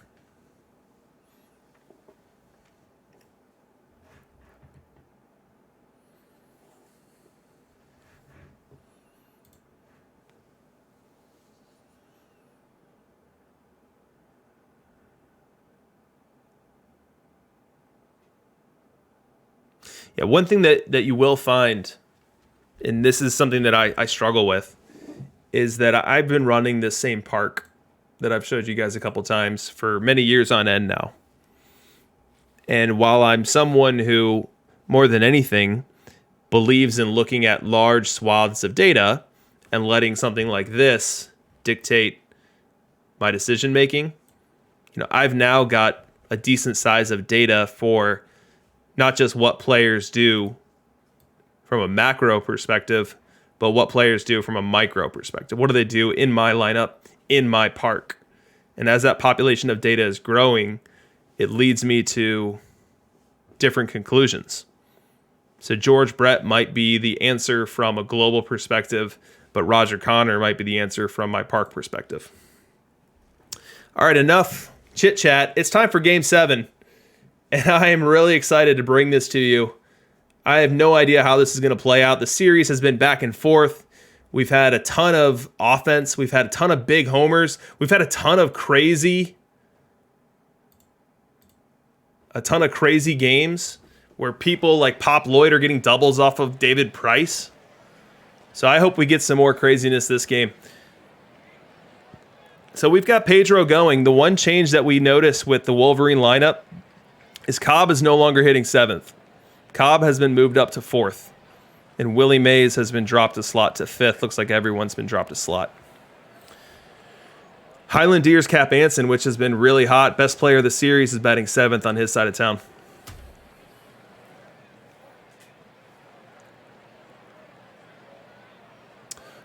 And we'll get started. Pedro on the mound for Highland. This game being played at the Highland Park. Swing and a miss, strike 3. Looks like our new camera settings are working. We go bottom 2 now. Chance for Highland to take the lead here in a Game 7. In Game 7, you want that early lead so you can have everyone else playing on their toes or on their heels.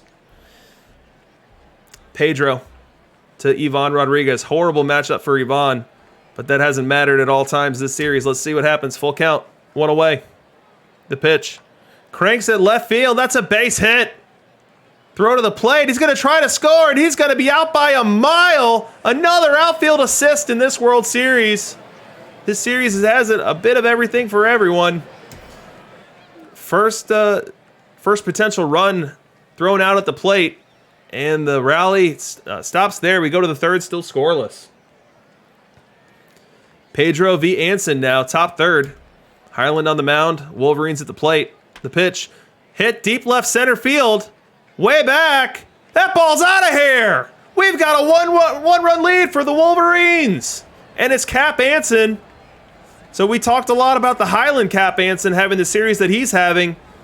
Let's not forget about the Anson on the other side of town that hit the game-tying home run in Game 1. That brought it from a 7-4 game to a 7-7 game way back when. Feels like a million years ago right now.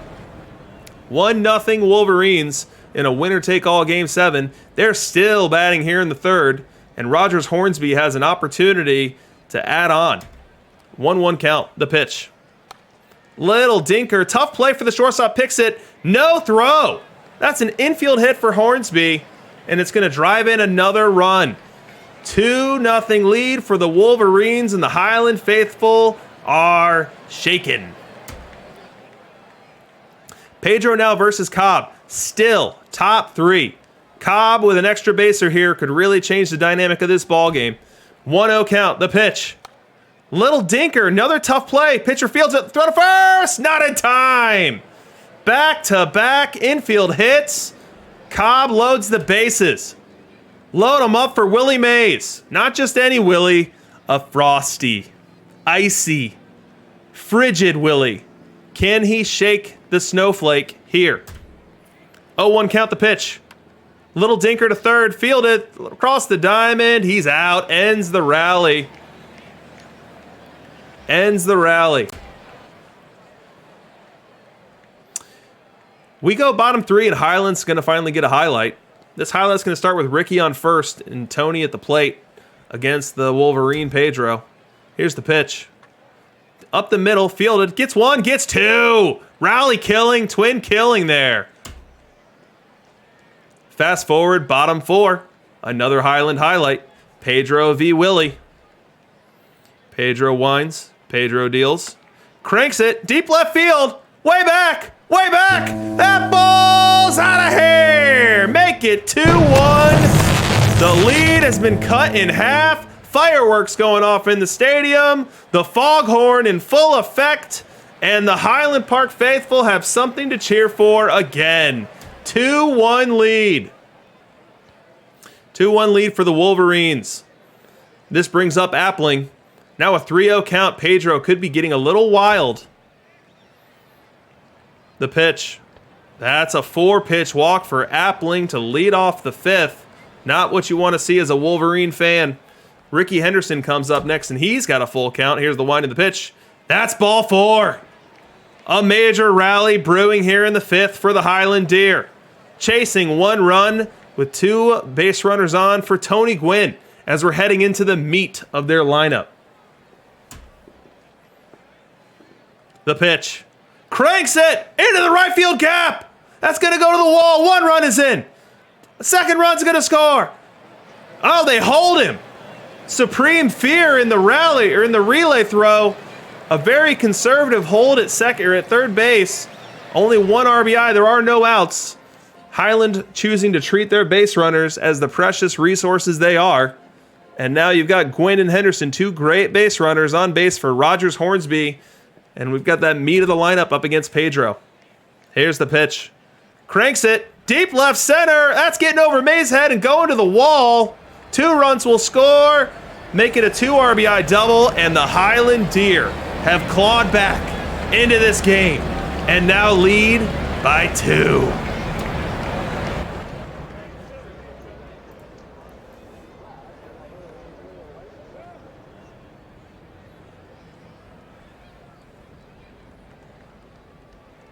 Eckersley versus Ivan Rodriguez now. The pitch. Down the left field line. That's going to be more trouble. 2 runs will score. Henderson on his way to second. That's a double. And Highland has broken this game wide open. 8-2. Make it 9-2, and they're still batting. Highland gets the next highlight here in the bottom of the 6th. The wind, the pitch. Oh, Nelly! That ball's a bomb. Make it 10-2. Make it 10-2.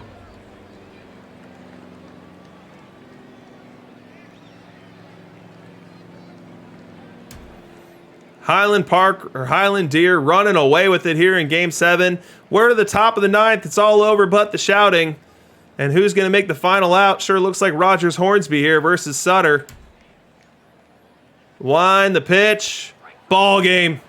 Highland Deer are your 2048 Perfect League World Series. Their 5th. They do so in their 5th Perfect League season. On the heels of 4 consecutive seasons making the Perfect League playoffs. A very deserving owner. One with a very solid team with a very good track record. Congrats to KJ2. As you can see, his icon's already showing up here. That's going to say 1 perfect level tomorrow. What a series. We had 6 great games, and then Highland came out in Game 7 and just took what was theirs. Playing bingo with the long ball. Getting clutch hits when he needed them.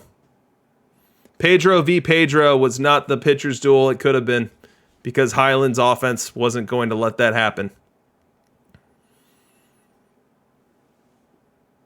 Good news is both teams will be back in Perfect next week.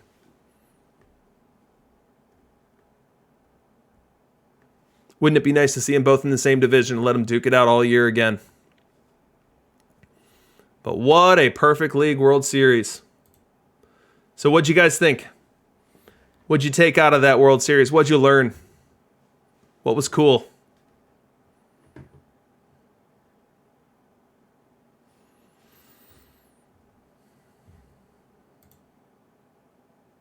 We'll go ahead and slide down this Highland Deer logo.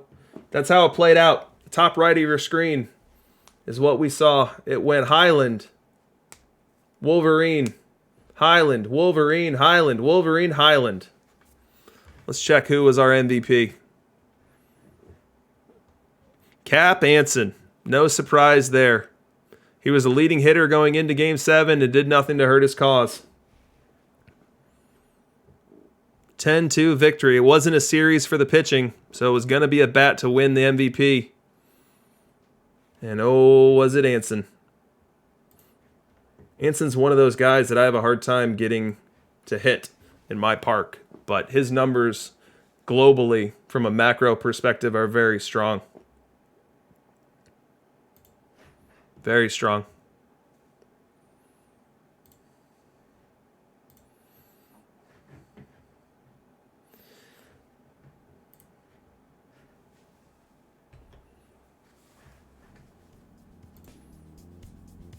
What a series. Again, congrats to Highland Deer. Job well done. I hope you enjoy your trophy. You've earned it. It's something that I'm dying to get my hands on one day. I wish every World Series in Perfect League went 7. That was really cool. That was really cool. Well, that's going to just about do it for us, guys. Really appreciate sharing the broadcast with you. Appreciate the support in the chat. Thanks to everyone who subscribed or gifted a subscription today to someone else. It certainly helps to grow the stream. I've got the upcoming broadcast up on your screen right now. So today is the Perfect League World Series. We just finished that. We'll keep doing that every week until I get relegated out of the league. So hopefully that makes everyone a little bit of a Naperville Nomad fan so that we can hang around and keep doing this. And maybe just maybe we play in that World Series and get to broadcast our own game. And if you think for a second I wouldn't be the biggest homer broadcaster you've ever seen, you're dead wrong. I would be unabashedly homery. But I'd sure love to win one day. We'll see what next week has in store for me. Tuesdays, new show on Tuesdays. Reading between the lineups. And I teased this at the Open tonight.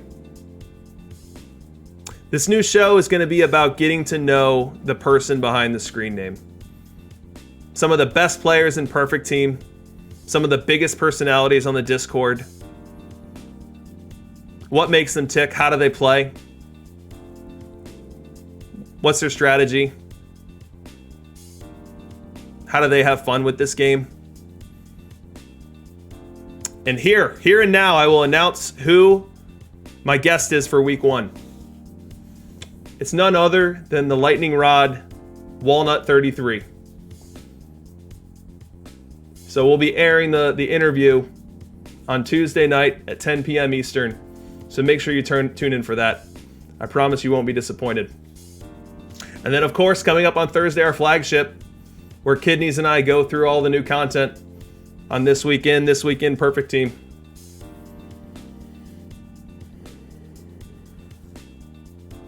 With that, I'll go ahead and sign off. Thanks, everyone. It was a lot of fun.